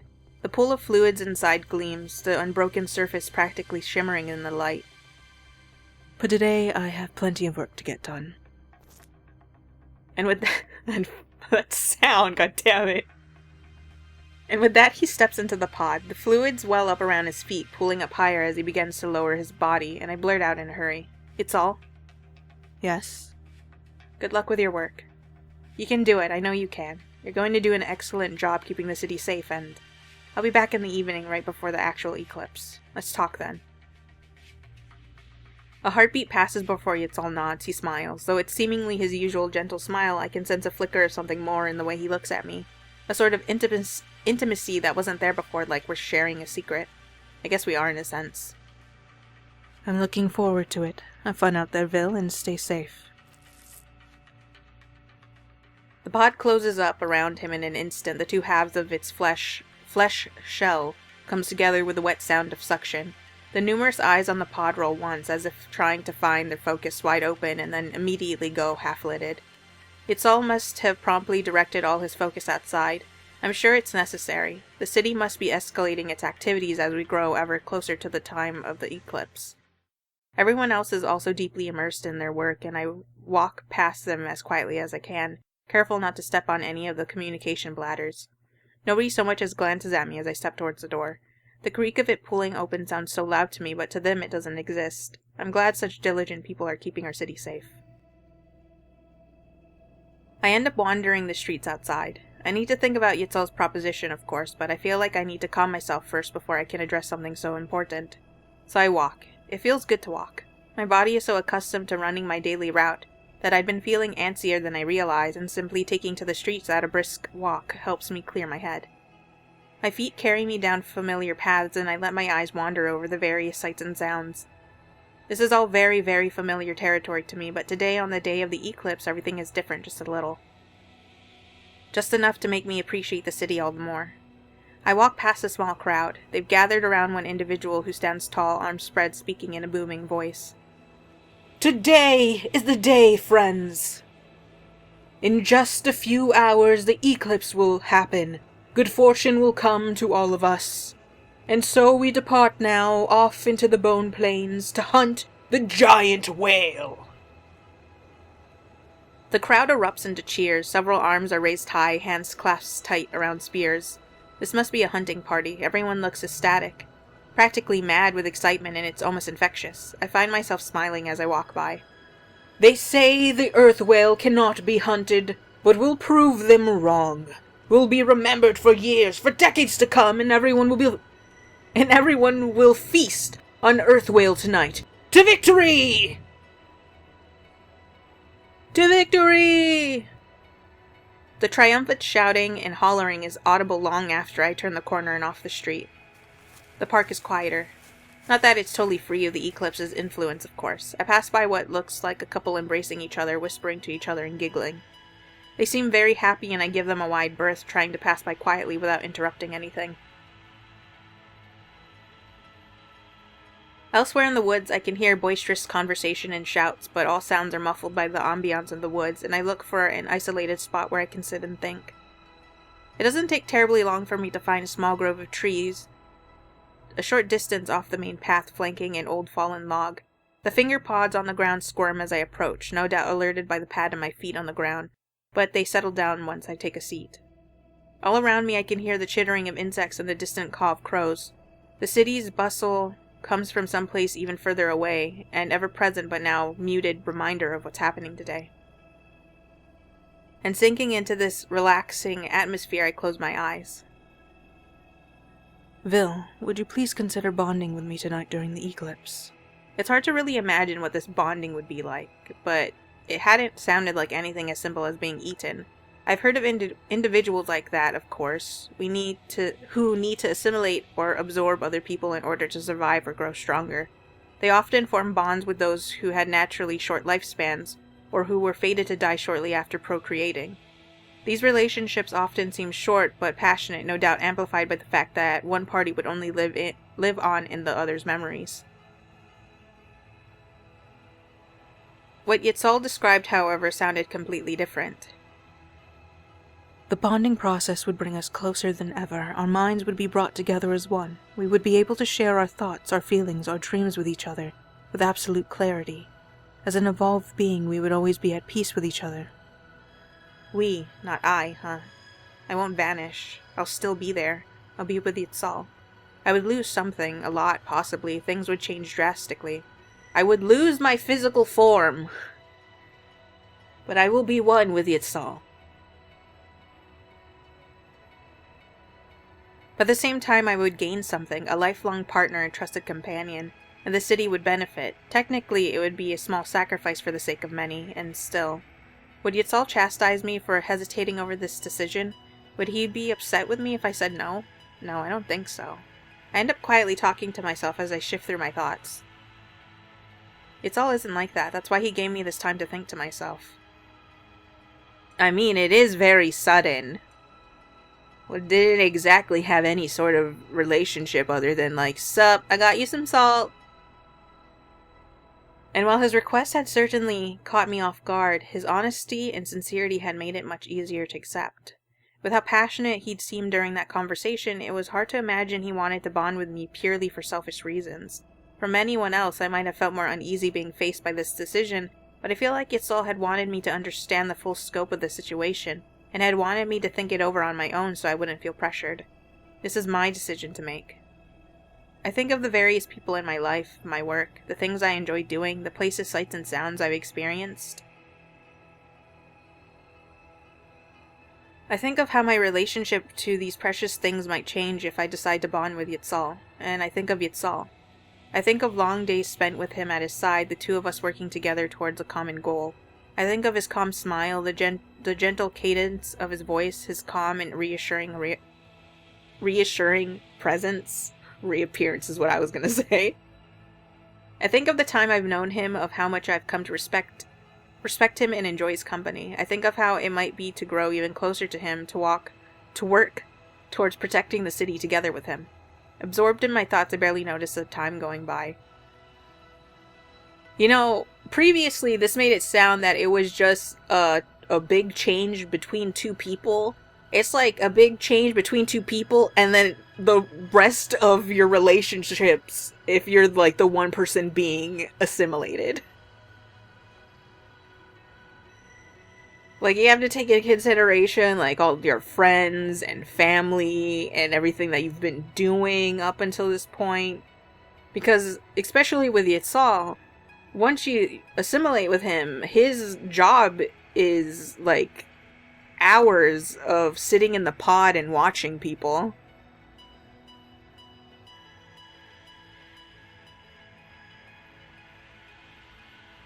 Absorbed in my thoughts, I barely noticed the time going by.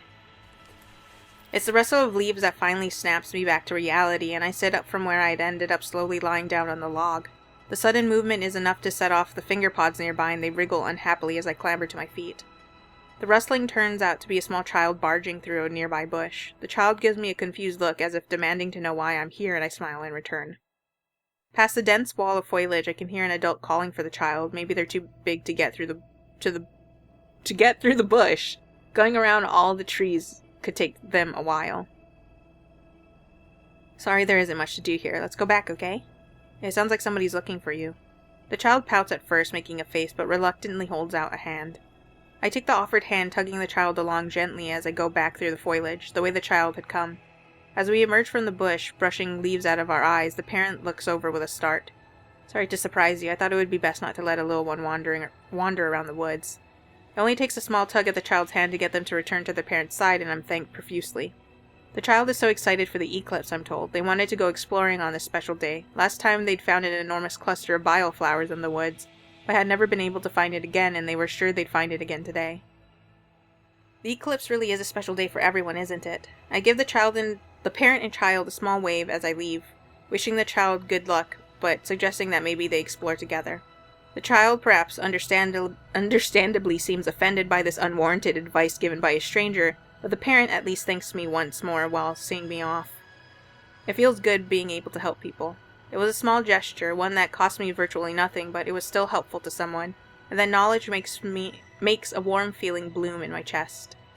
Thinking from this perspective, I can certainly see why Yiestol values his job so much. It makes sense that he's so devoted to helping the city as much as he can. Perhaps it really is a goal worthy of any sacrifice. I think back to how exhausted he'd seemed when he emerged from the pod, practically dizzy from the long time spent looking over the city. But at the same time, he'd seemed so proud and fond as he looked over the buildings from the rooftop, one hand touching against the spire's long vanes. I look up to the rapidly darkening sky. In the far distance, I think I can make out the very tip of the spire, though it might just be my imagination confusing a wayward tree branch for the spire's top. Either way, I should probably head back. I think it's time. The streets are busier than ever as I make my way towards the Overlook office. Most people are clustered together in groups, the biggest ones overseen by Overlook officers standing at ready in case there's any trouble. I hear talk of a romantic confession going well. Someone decides to travel out west into unknown territory and is recruiting mates to travel with them. Another person has decided today is the day they will begin the process of setting up their new business. The announcement is met with cheers. Overhead, the suns have drifted across the skies, seemingly on a collision course aimed at each other. The moon is a darker shape that crawls over closer as if intent on devouring the suns. My skin almost feels tingly from the energy in the air, and I find myself jogging, then running towards the Overlook office. I want to see Yiestol. I want to let him know my decision. The Overlook office is even quieter than before when I enter. The lights are off and the desks are empty. The skies outside are rapidly darkening as the moon begins encroaching upon the sun's light, and the interior of the office feels almost desolate. It takes a moment for my eyes to adjust to the darkness, and then I realize the pod in the corner alone is still occupied. Its eyes are all closed. Yiestol must be completely focused on the events happening outside.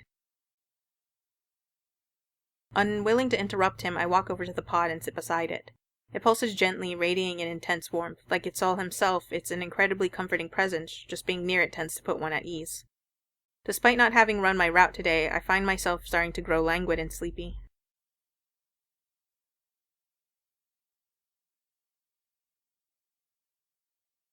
I guess even just walking around and thinking about things is more exhausting than one might imagine. It does feel like it's been a very long day after all. And if it's been a long day for me, it must have been exponentially more draining for Yiestol. I hope he'll be able to take another break soon. Vil. I bolt upright at the sound of Yiestol's voice. I haven't meant to fall asleep after all. Yiestol is crouched beside me, a hand still hovering over where he'd evidently been hesitating to shake at my shoulder. He laughs as I look to him, rubbing a hand on my face. You caught me by surprise. I didn't realize you'd arrived.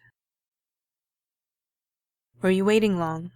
No, not at all. It's just that the pod was really warm and I guess I dozed off. I'm still trying to rub the sleep out of my eyes, and Yiestol smiles fondly. You should have gone home if you were so tired. It's been a busy day, after all. Our work here is pretty much done. The eclipse will be soon, and the officers have already been dispatched to all existing trouble sites, as well as standing by where we expect there might be any more trouble.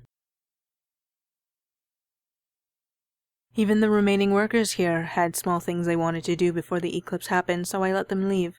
So it took me a little longer to finish those last tasks. Sorry for keeping you waiting. It's fine, you don't need to apologize. I'm finally feeling alert once more, and I sit up straighter to peer at Yiestol's face. He still looks tired, but a little more at peace. With all the work done for this eclipse, he must be feeling tremendously relieved, not like earlier when he'd seemed so stressed. Besides, I couldn't leave. I needed to answer your question. Right. For a brief moment, I see a trace of nervousness return to Yiestol's features. His eyes widen marginally before settling back into a calm gaze, his lips parting to reveal a sliver of teeth. They press together thinly as he nods. Of course. There's a subtle scrape of his exoskeleton on the floor as he moves to sit on the floor facing me. The remaining light from outside filters through the window, highlighting his features from the side and glimmering off stray strands of his hair. His gaze feels more intense than ever as he looks at me, not demanding or prying, but patiently waiting for my answer. Despite his earlier signs of unease, his voice is quiet and calm as he says, Vil, would you bond with me? His words have a beautiful clarity to them. They almost seem to echo in my chest, throbbing alongside my pulse. The calm cadence of his voice is betrayed by a focused way he regards me, as if I'm the only thing in the world at the moment. A warm flush of gratitude washes through my veins. Regardless of my answer, I'm incredibly grateful that he would ask such a thing of me, though I never aimed for it, nor expected to become someone so important to Yiestol. I've always treasured our friendship, knowing that he feels the same way, and perhaps to a greater magnitude than I can truly comprehend, is almost dizzying. And feeling a heady rush of blood pour through me, I know there's only one way I can answer. I try to keep my voice as calm and clear as Yiestol's had been as I give my answer.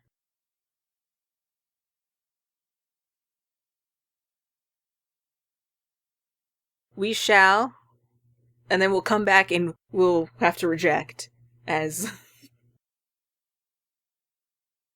like, I can't, I'm sorry, this is too much. I thought it was just a friendship.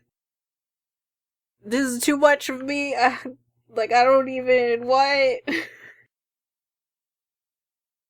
I will.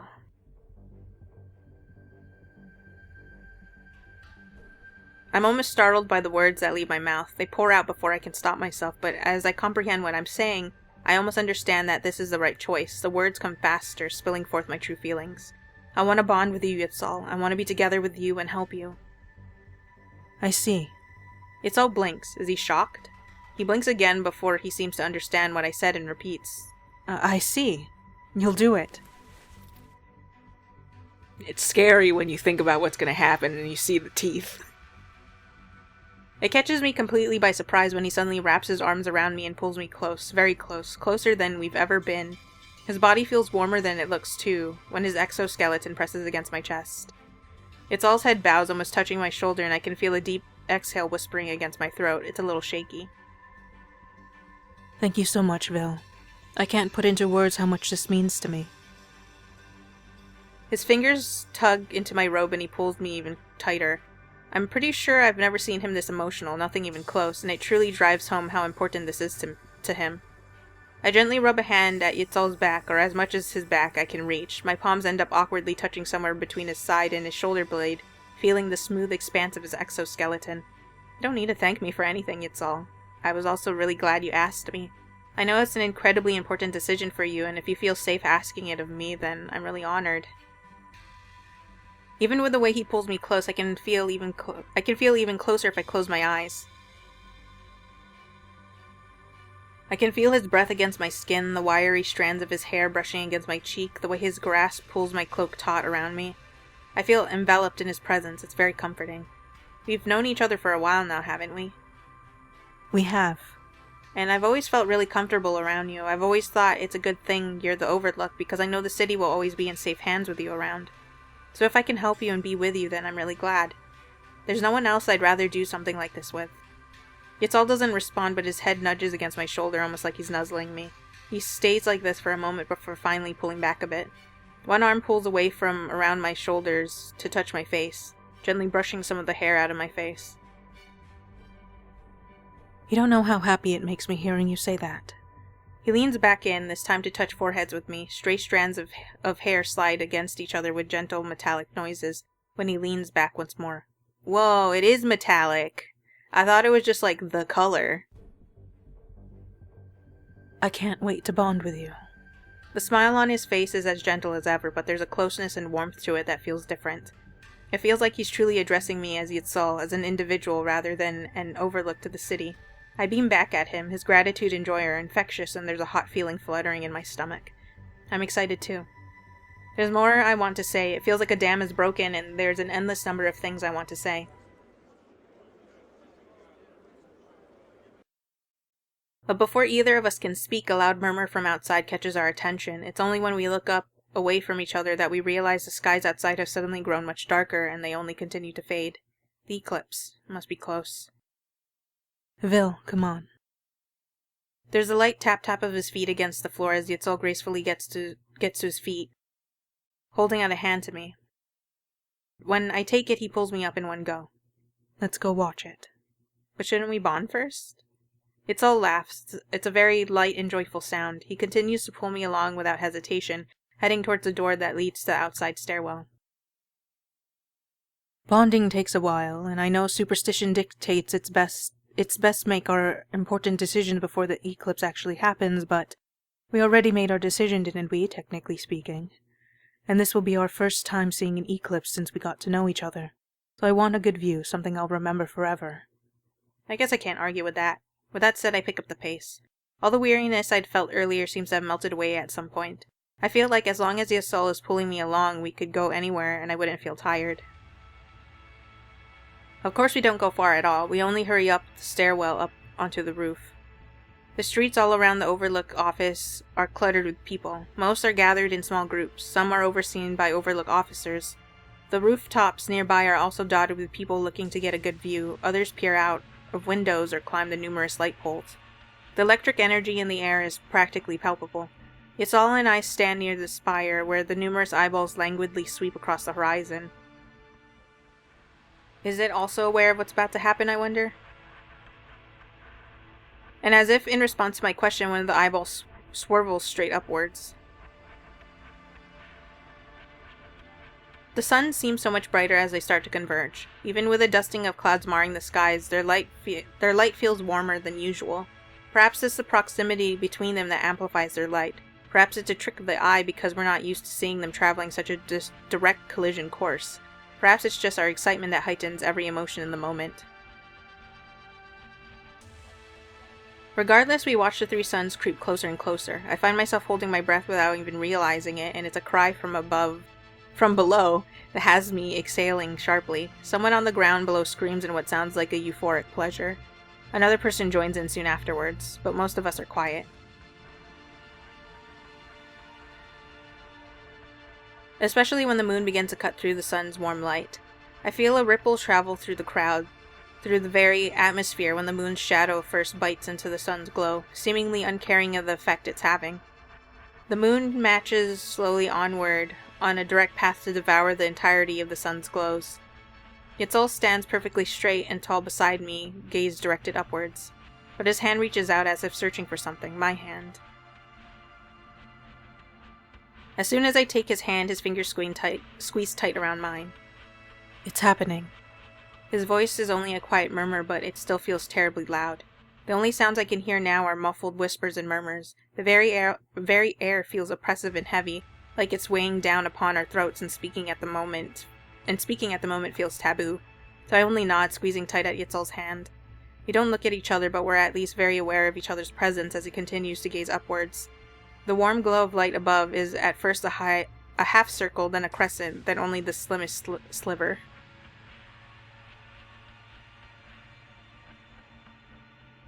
And then there's only the ominous ring floating above us. A perfect delicate circle of sunlight that majestically adorns the dark skies like an eye watching over us. The very air feels heavy in my lungs, my chest feels tight, the eclipse bears down on us, an overwhelming presence greater than any of us will ever equal, and it makes my skin prickle. It feels physically impossible to tear my eyes away from the skies, even as the tiniest pinpricks of light begin to pierce past the moon's shadow. But a gentle tug at my hands pulls me away one step, then another. The suns have begun to fight their way out of the moon's shadow when I finally manage to look away. Come on. Yiestol still speaks at a whisper, though.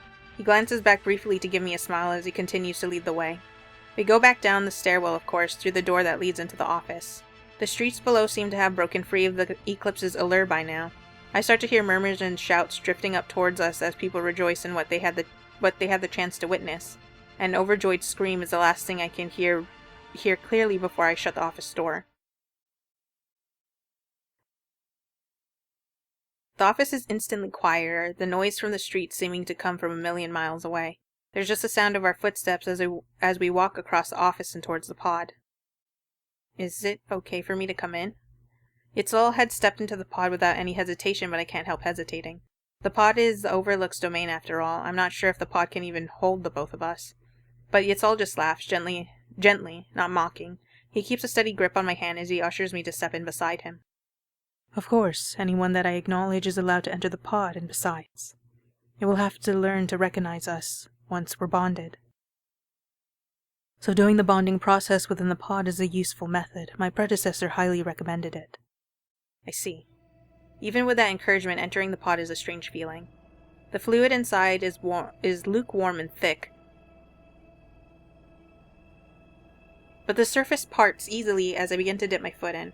My legs glide in with practically no resistance, and when I stand with both feet in the pod, the fluids close up around the circumference of my limbs.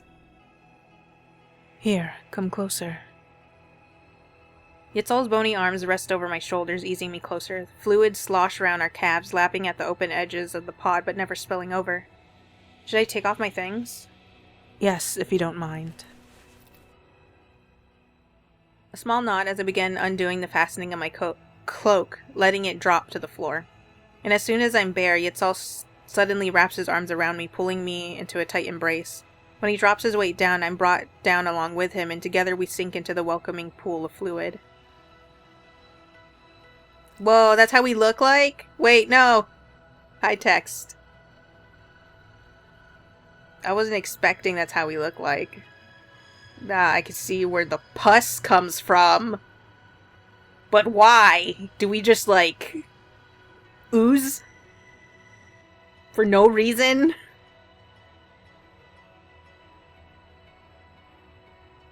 The roof of the pod snaps shut with a loud squelch, sprinkling us with flecks of fluid. Also, I didn't expect us to have hair for some reason. But the interior of the pod is still somehow lit with a warm glow. Submerged in the pool of liquids, I worry for a moment how I'm meant to breathe, but I'm given my answer soon enough when I feel the fluids begin to subside, as if they're being sucked back into the pod. My head breaks through the surface and I gasp. Inside the pod, the air tastes warm with a deep sweetness to it. Not like sugar, but like meat. Ugh. No! Once again with the meat! I'm still inhaling deeply, trying to grow used to the sensation when Yiestol's head also breaches the surface. The level of fluids continue to shrink down, sinking below our shoulders. Don't worry, the pod will adjust to us. It'll make sure you're comfortable. As if to prove his point, he sits back, tugging me along so I'm seated in his lap. The fluids slosh around him, and the plush wall of flesh behind him conforms to the shape of his back. Sitting this close to him, I can feel his exoskeleton starting to grow warmer. Not just his exoskeleton, but the very air feels hotter and wetter and sweeter. It feels like I'll melt if I stay in here too long, like I'll become a part of the pod. It's making my body feel oddly sensitive, and I shiver as Yiestol's hand traces around my side, then rests against my back. His fingertips are two hot points of contact against my skin that demand a great deal of my attention. I can't stop thinking about how he just looked like a fucked up human. Like somebody tried to make a hybrid and they're like, luscious hair, but like, this isn't what I wanted. Kinda got that like, the xenomorph look and feel. Just with a human head plopped on. But far more pressing is when he brings his face close to mine. Oh my god, that's what's happening. Our eye looks like it's like slawing off of our face. It really is just like a human head. Vil. His voice echoes in this tight space, sending the tiniest ripples running across the surface of the fluid pool. The level of fluids has sunk further down, lapping around our sides, warm and comforting without being imposing. Yiestol was certainly right in saying that the pod would make me comfortable. I feel utterly at home here in Yiestol's warm embrace, feeling his breath brushing over my shoulder. Man, I was like 1 hour away from like the temperature of the day changing, and so now I get to feel like it's like 4D for me. It's hot it's getting hot as shit in the room. And I don't got an AC, I just got like this fan that is barely like reaching me. At least the quieter of the two fans. If I want like actual air to hit me, I gotta put the noisy one on. That's gonna like, you're gonna hear it even when I try to remove the background sound. So I'm using the ceiling fan, but it's not as powerful. And it's like situated at the center, and I'm like on the edges of where the wind hits. I feel utterly at home here in Yiestol's warm embrace, feeling his breath brushing over my shoulder. I close my eyes, meaning to nod, but feeling too pleasantly absent to do so. Yiestol seems to get my meaning regardless, because he leans in closer. His words are spoken in a low whisper, each syllable melting into my thoughts when he asks. Can we begin? Almost before the question drops, I know my answer. Yes. Oh my god! I was not expecting that! Fear! No! Damn it, I meant high text. I was not expecting his face to open like that for some reason. What the hell? I need to go look back at his portrait again. Why didn't I think about this? I hear the slick sound of something wet against something hard, like blood what is that? Sluicing off bone. And I very quickly realize it was the sound of Yiestol's mandible spreading wide open. For a moment, I catch a glimpse of gleaming white teeth at the periphery of my vision, then they sink into my shoulder. Like the way my feet had eased into the pod's fluid without any resistance, Yiestol's teeth slide into my flesh smoothly, with no pause or hesitation, so swiftly that I barely feel the initial puncture. Only when they lodge deep in my flesh I feel a prickle of pain sparking through my nerves, but even then it feels hot and airy. It's not unpleasant at all.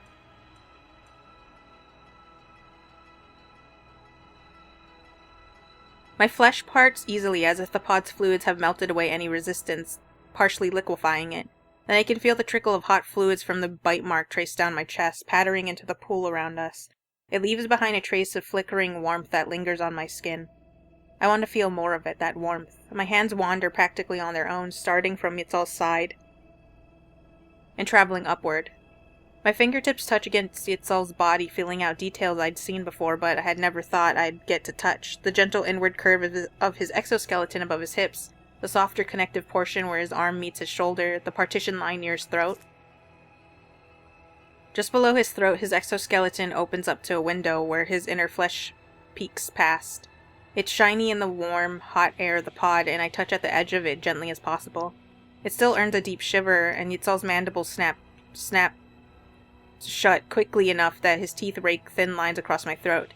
The sensation sends a heady rush of blood through my veins, and I exhale sharply. My voice escapes with that hot lungful of air. It's a soft noise, but a needy one that echoes in the tight confines of the pod.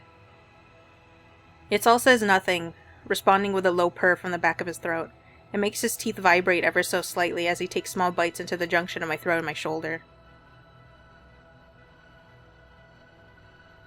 Thinks about how I need to, do I censor this? Is it required of me to censor this? Confusion. Maybe I'll, cover up part of it? I don't know. Also, we got some big-ass hands. Better to run with, my dear. Everything is starting to meld together, the sounds of the fluid lapping around us, the feel of teeth easing into my arm, the pressure of Yiestol's hands dragging down my back and around below my rib cage. His fingers squeeze tighter, pressing against, then into my sides. My body gives easily to his every touch, made pliable and sensitive and eager by the sweet air and the lap of fluids. It doesn't take much encouragement from him for me to raise myself up on my knees. It lets me lean in closer, pressing chest against chest. The tiny window of his inner flesh feels incredibly hot against my skin, enough to earn a low groan. I want to be closer to him, closer than anything else. So close we become one. I want to be bonded to him.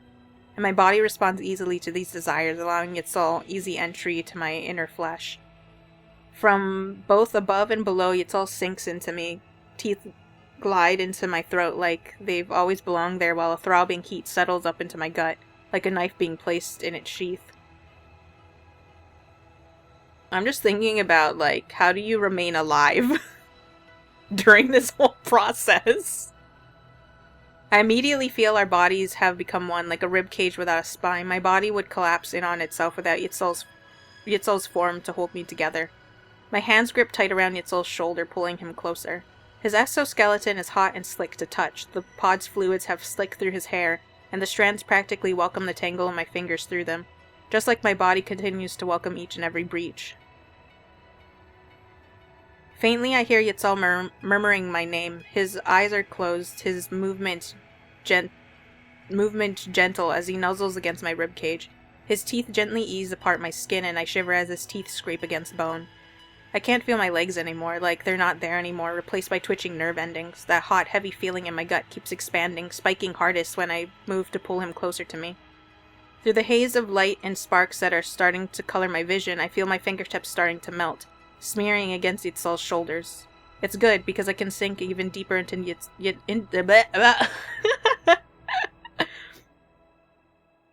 It's good because I can sink even deeper into Yiestol's lap this way, feeling him sink deeper into my innermost recesses. My heart's almost beating out of my chest, and I gasp when Yiestol murmurs my name right against it. I say his name back, but I'm not sure if my voice can leave my throat anymore. I still don't understand how this is working, I don't think I want to know, though, at the same time.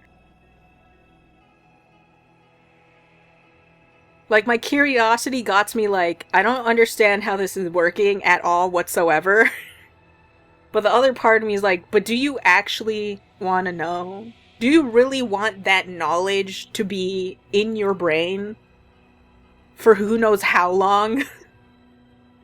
It's starting to become a bit too much for me. The heats continue to rise, but not in an unpleasant fashion. It's not like the sweltering heat of the summer. Cries.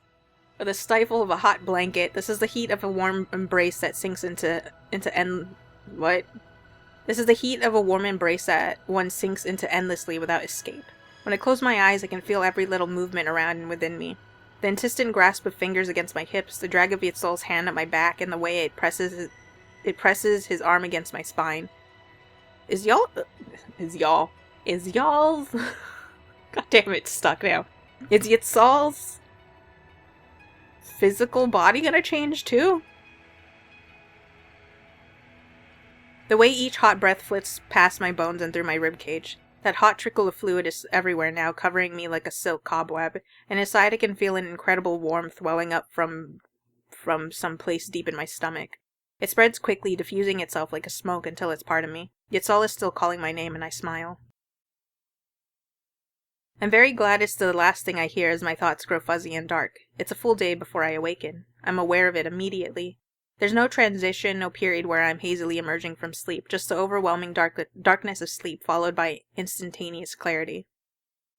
Because Yiestol was awake first, and as soon as I'm awake, we share everything we know. We are one and the same, so I immediately understand that the bonding process was a success, and that he'd awakened first, but had been reluctant to awaken me because he was sure I was exhausted. And he also immediately understood that I was grateful for his consideration.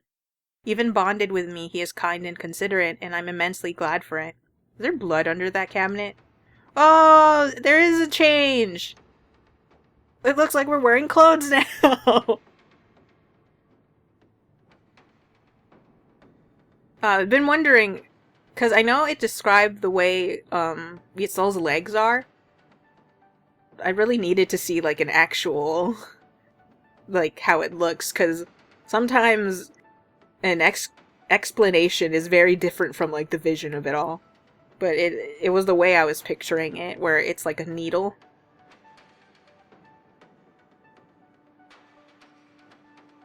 It takes me no time at all to adjust to being bonded. Yiestol had been worried the change would be too drastic. Perhaps I simply adapt quickly. I do find it strange at first. Wait, hold on. I should be nice and, goddammit, and show the full. So there's additional hands now. I don't think Yiestol had that. I think there was only like 2 arms. And now the part at the chest is a heart shape. That's cute.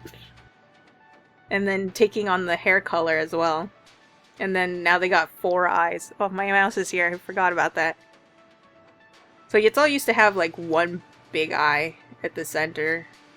Did the face change a little more? I can't remember if there was like detail in the middle. There's blood everywhere. I was about to say, why is there blood under the cabinet? I do find it strange at first, occupying a form so different from mine. Our evolved body is closer to Yiestol's old form than mine. And at first I'm confused by the willowy fingers and delicate limbs. At least we don't have to deal with pus on our face anymore, right? That was a nice, like, change. They're so unlike my own robust limbs, hardy from long days spent running. But at the same time, it's nice getting to know all these intimate details of Yiestol's body for the first time. Nobody will ever know him better than I do, and nobody will ever know me better than he does either, now that we're bonded. He also immediately understands what my body had been like and commiserates with my difficulties. Is it possible for it to fail? I want to know what happens when it fails. Then he helps me adjust until I'm comfortable once more. It's a shock to people who knew me before, of course. Our relationships do change drastically in a way that can't be reversed. As the Overlook, I can't maintain the same position I did before delivering salt. But it's not a bad change either, just different. I can still speak to them, ask how they're doing, inquire about their daily lives. I still cherish each and every one of them the same as before. Perhaps even more now that we want to protect the city together. As the Overlook, we think so dearly of the city and do everything we can to nourish it. The city responds in kind by flourishing more than ever. What makes us happiest is neither the bustling city, nor the peaceful streets, nor the friendliness of other people, however. We adore those things, of course. We're deeply grateful for them. But what puts us most at peace is the knowledge that we have each other. Yiestol is me and I am him. We are always aware of each other together but separate, at complete peace with each other. So the consciousness is a lot more separated than I thought. Wait, how are his species made is also another question. I have a lot of questions. Do I really want to know the answers? I don't know. That is also another question. And each time we stand on the rooftop of the office and look out over the city, we remember the night of the eclipse. The night that brought us together. That eclipse was only the first of many to come, but it will always be the one most meaningful to us. And... okay, now we reload and we go, no, I cannot. I am sorry. I can't. I've said it. I can't take it back now. I see. Even Yiestol, as composed as he always is, can't seem to contain his disappointment for a moment. Though he quickly tries to hide it, eyelids fluttering close as he casts aside. I catch the momentary flicker of something wounded and vulnerable in his voice. I realize that I should have saved so I could get a screen cap of the end picture. God damn it. At least we have a skip button, that's all I can be grateful for. I catch the momentary flicker of something wounded and vulnerable in his voice, and then he shakes his head. When he looks back to me, all traces of that weakness have been wiped away. When he smiles, it seems utterly genuine. I understand. Thank you for answering me honestly, Vel. Still, a strange sense of guilt lingers in my gut. Not because of my answer. I know that my answer was correct. Bonding seems like such a monumental decision, and one shouldn't make such huge commitments if there's any hesitation. I don't regret saying no. But I do regret being unable to break it to Yiestol more gently. I regret seeing him hurt. I'm sorry, Yiestol. Please, don't apologize. Yiestol suddenly reaches forward to grasp my hand, squeezing it tight. Don't apologize. You have nothing to apologize for. It's said more forcefully than I expected, and I stare at him a little startled as he continues. I know that I asked something very, very difficult of you. Just the fact that you considered it seriously instead of rejecting me on the spot means a great deal to me. His hand clutches tighter around me, and he inhales shortly before continuing, his voice intense. So you have nothing to apologize for, Vel. I'm grateful you gave it serious thought and answered me honestly. Thank you so much. Another apology begins to well up at the back of my throat, an apology that is the most I can do for him. But I swallow it back. If Yiestol says it isn't necessary, then I shouldn't. Instead, I choke out. It was my honor. Thank you so much for asking me. His lips curve upward in a smile, revealing a brilliant crescent moon of sharp teeth, and he suddenly wraps his arms around me. The bony portions of his arms dig into me, and his exoskeleton is cold when his chest presses against my shoulder.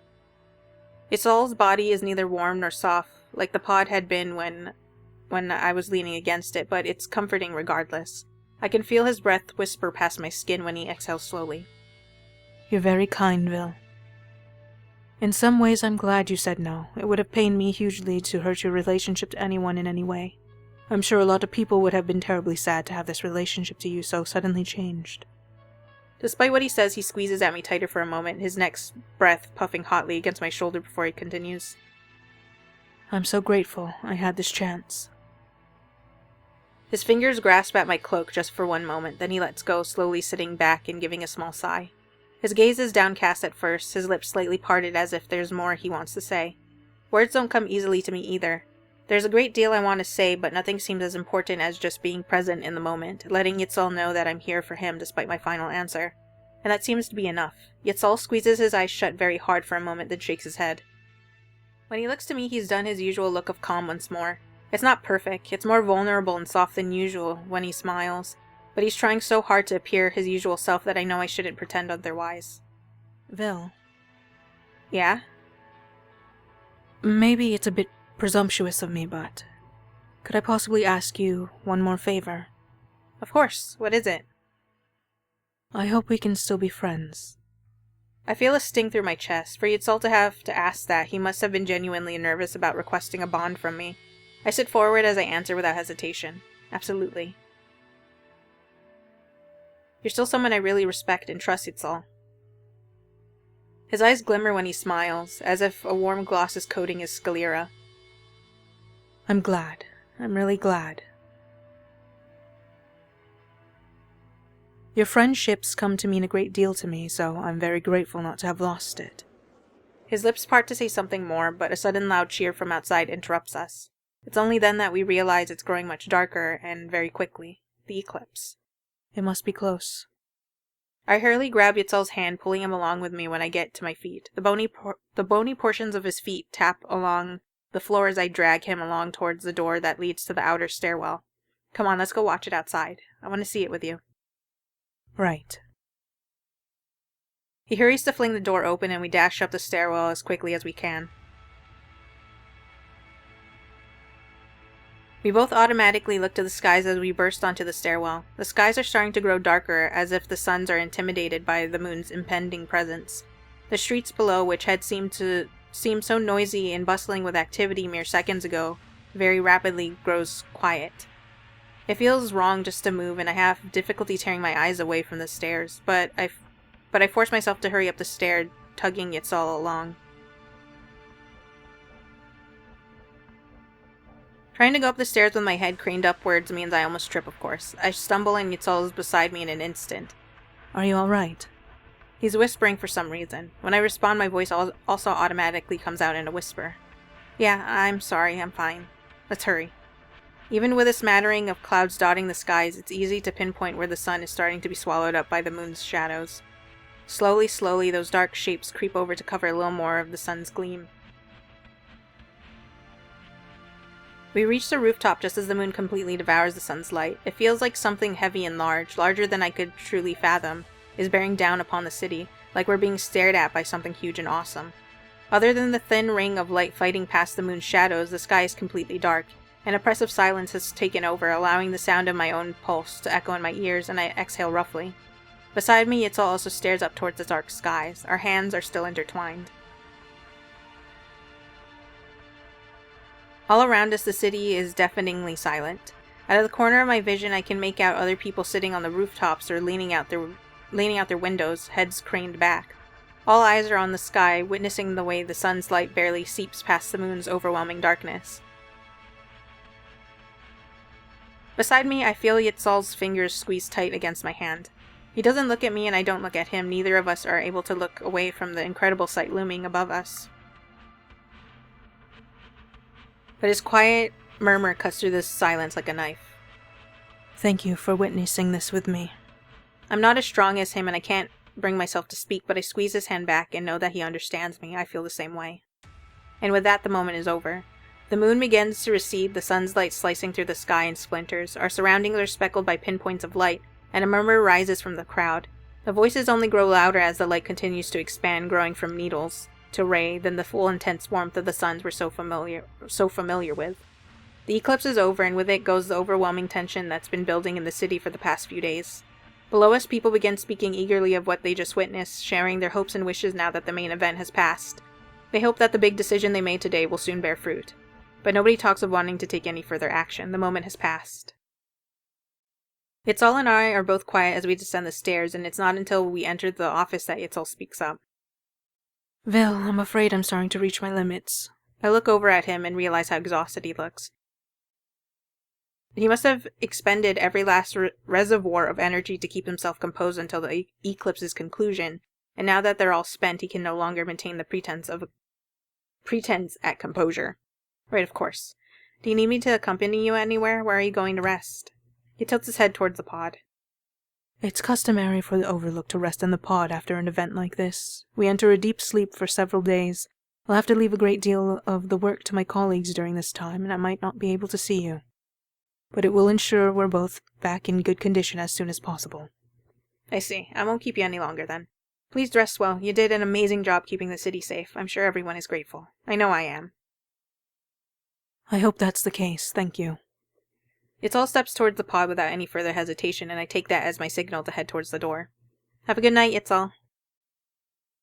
He's just started sinking into the pod's pool of fluids when I pull the door open, and he raises a hand to give me a small wave. His fingers seem even more slender than usual, delicate and spindly, like a tree's smallest branches.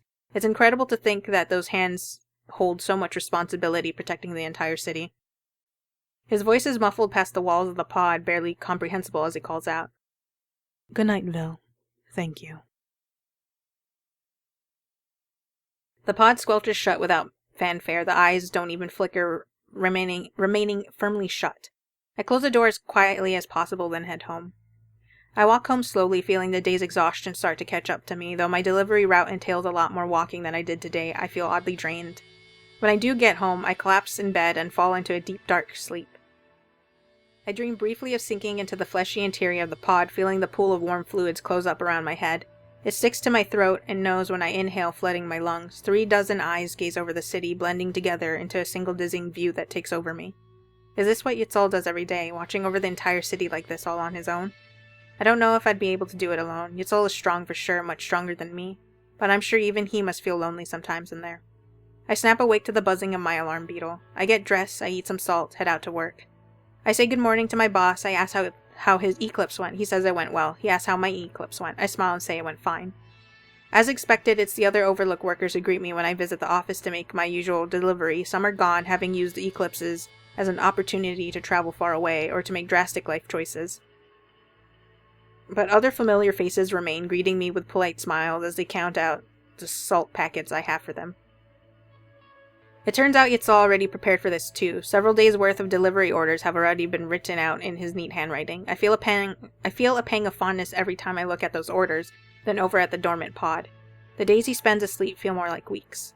Our friendship remains, of course. He's as kind and calm and gentle as ever once he emerges, well rested. The fact that his first eclipse as Overlook went so smoothly is a huge boon to his reputation, and Yiestol is soon utterly beloved by the entire city. Of course he is, that's the way things should be. So I know I shouldn't be too surprised when I visit his office one day and am greeted by an unfamiliar figure.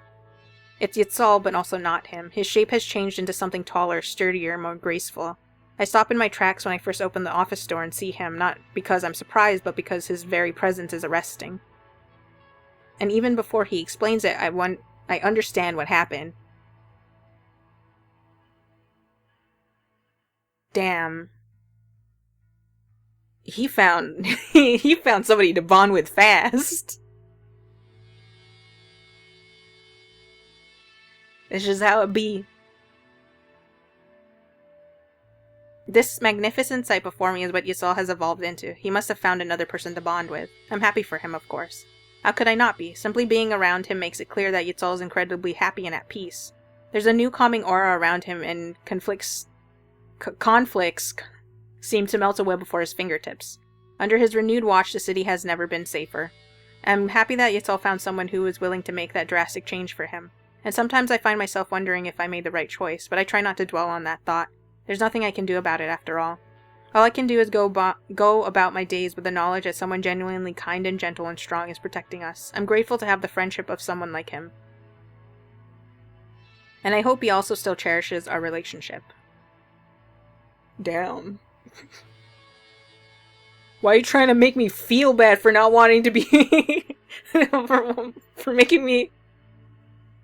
For making me not want to be melded into another. Like, it's not even so much for myself, it's like, damn, Vil, I'm sorry.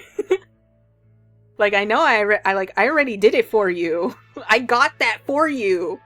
But then when I said no, now you're making me feel like, I'm sorry, dude. I didn't know you wanted it this much. Close, hide text, thank you. And that was Yiestol's route. To be honest, I was not expecting to end up with the Vor route as the first route. I was really banking on it being Nyarg, but I suppose not.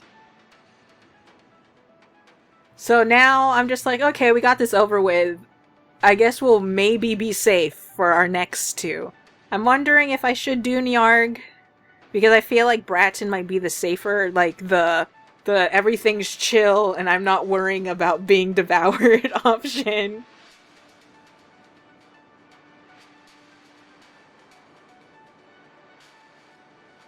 He's also, like, the most likely of the three that, like, IRL me would have been like, alright, let's go. You're the one. The chosen one. It's like, it's because it's like he's familiar. His shape is familiar. And I don't have as many doubts of what's gonna happen. Like, I'm not expecting to get a sudden unusual circumstance regarding intimacy. I think it's familiar enough for me to be like, okay, at least we got this one over with. I think I'm completely fine and safe.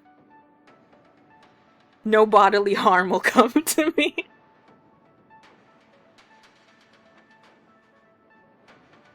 Yeah, as much as I am curious about, like, how the fuck the whole process goes, I think I rather remain. I think I know enough to remain just as is. I don't need that information.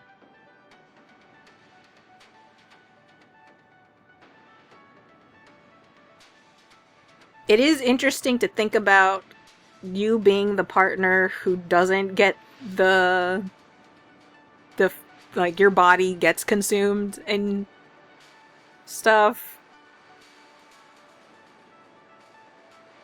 It's really weird. But yeah, I think my utmost, my complete, just my decision, no. I would not. I would have no doubt. I am only slightly offended at how quickly he bonded with somebody else. But I understand. You need that, like, extra something to get your shit done.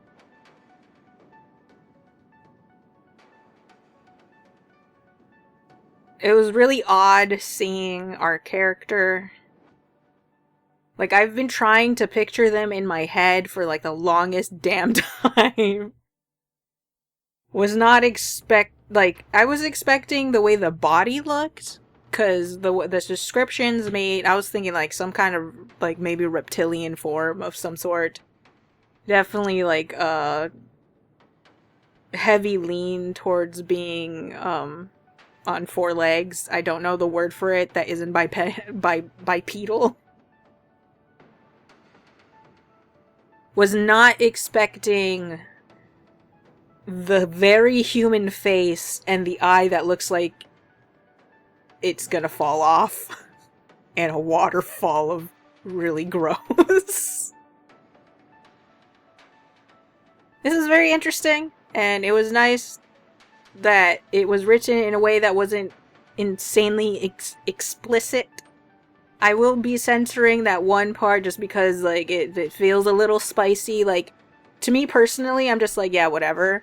But to everyone else and YouTube, I might as well censor it. The other one should be fine. It's just that one just feels a little more spicy than the rest. Yeah. Anyways, I hope you guys enjoyed this one, and I'd like to know, would you have agreed to the bonding, or would you not?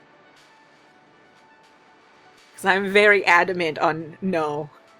It'd be very odd if I said yes, considering I didn't even want to be a part of the flesh.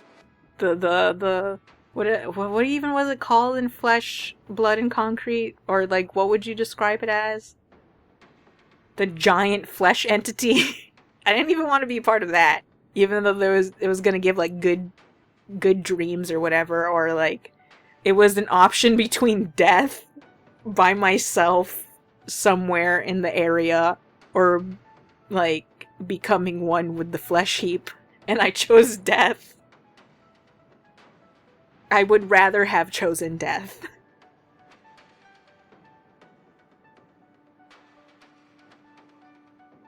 Anyways, again, I hope you guys enjoyed this one, and I hope to see you with either Nyarg or Bratton, or anything else. Have a good day and a good night. Goodbye.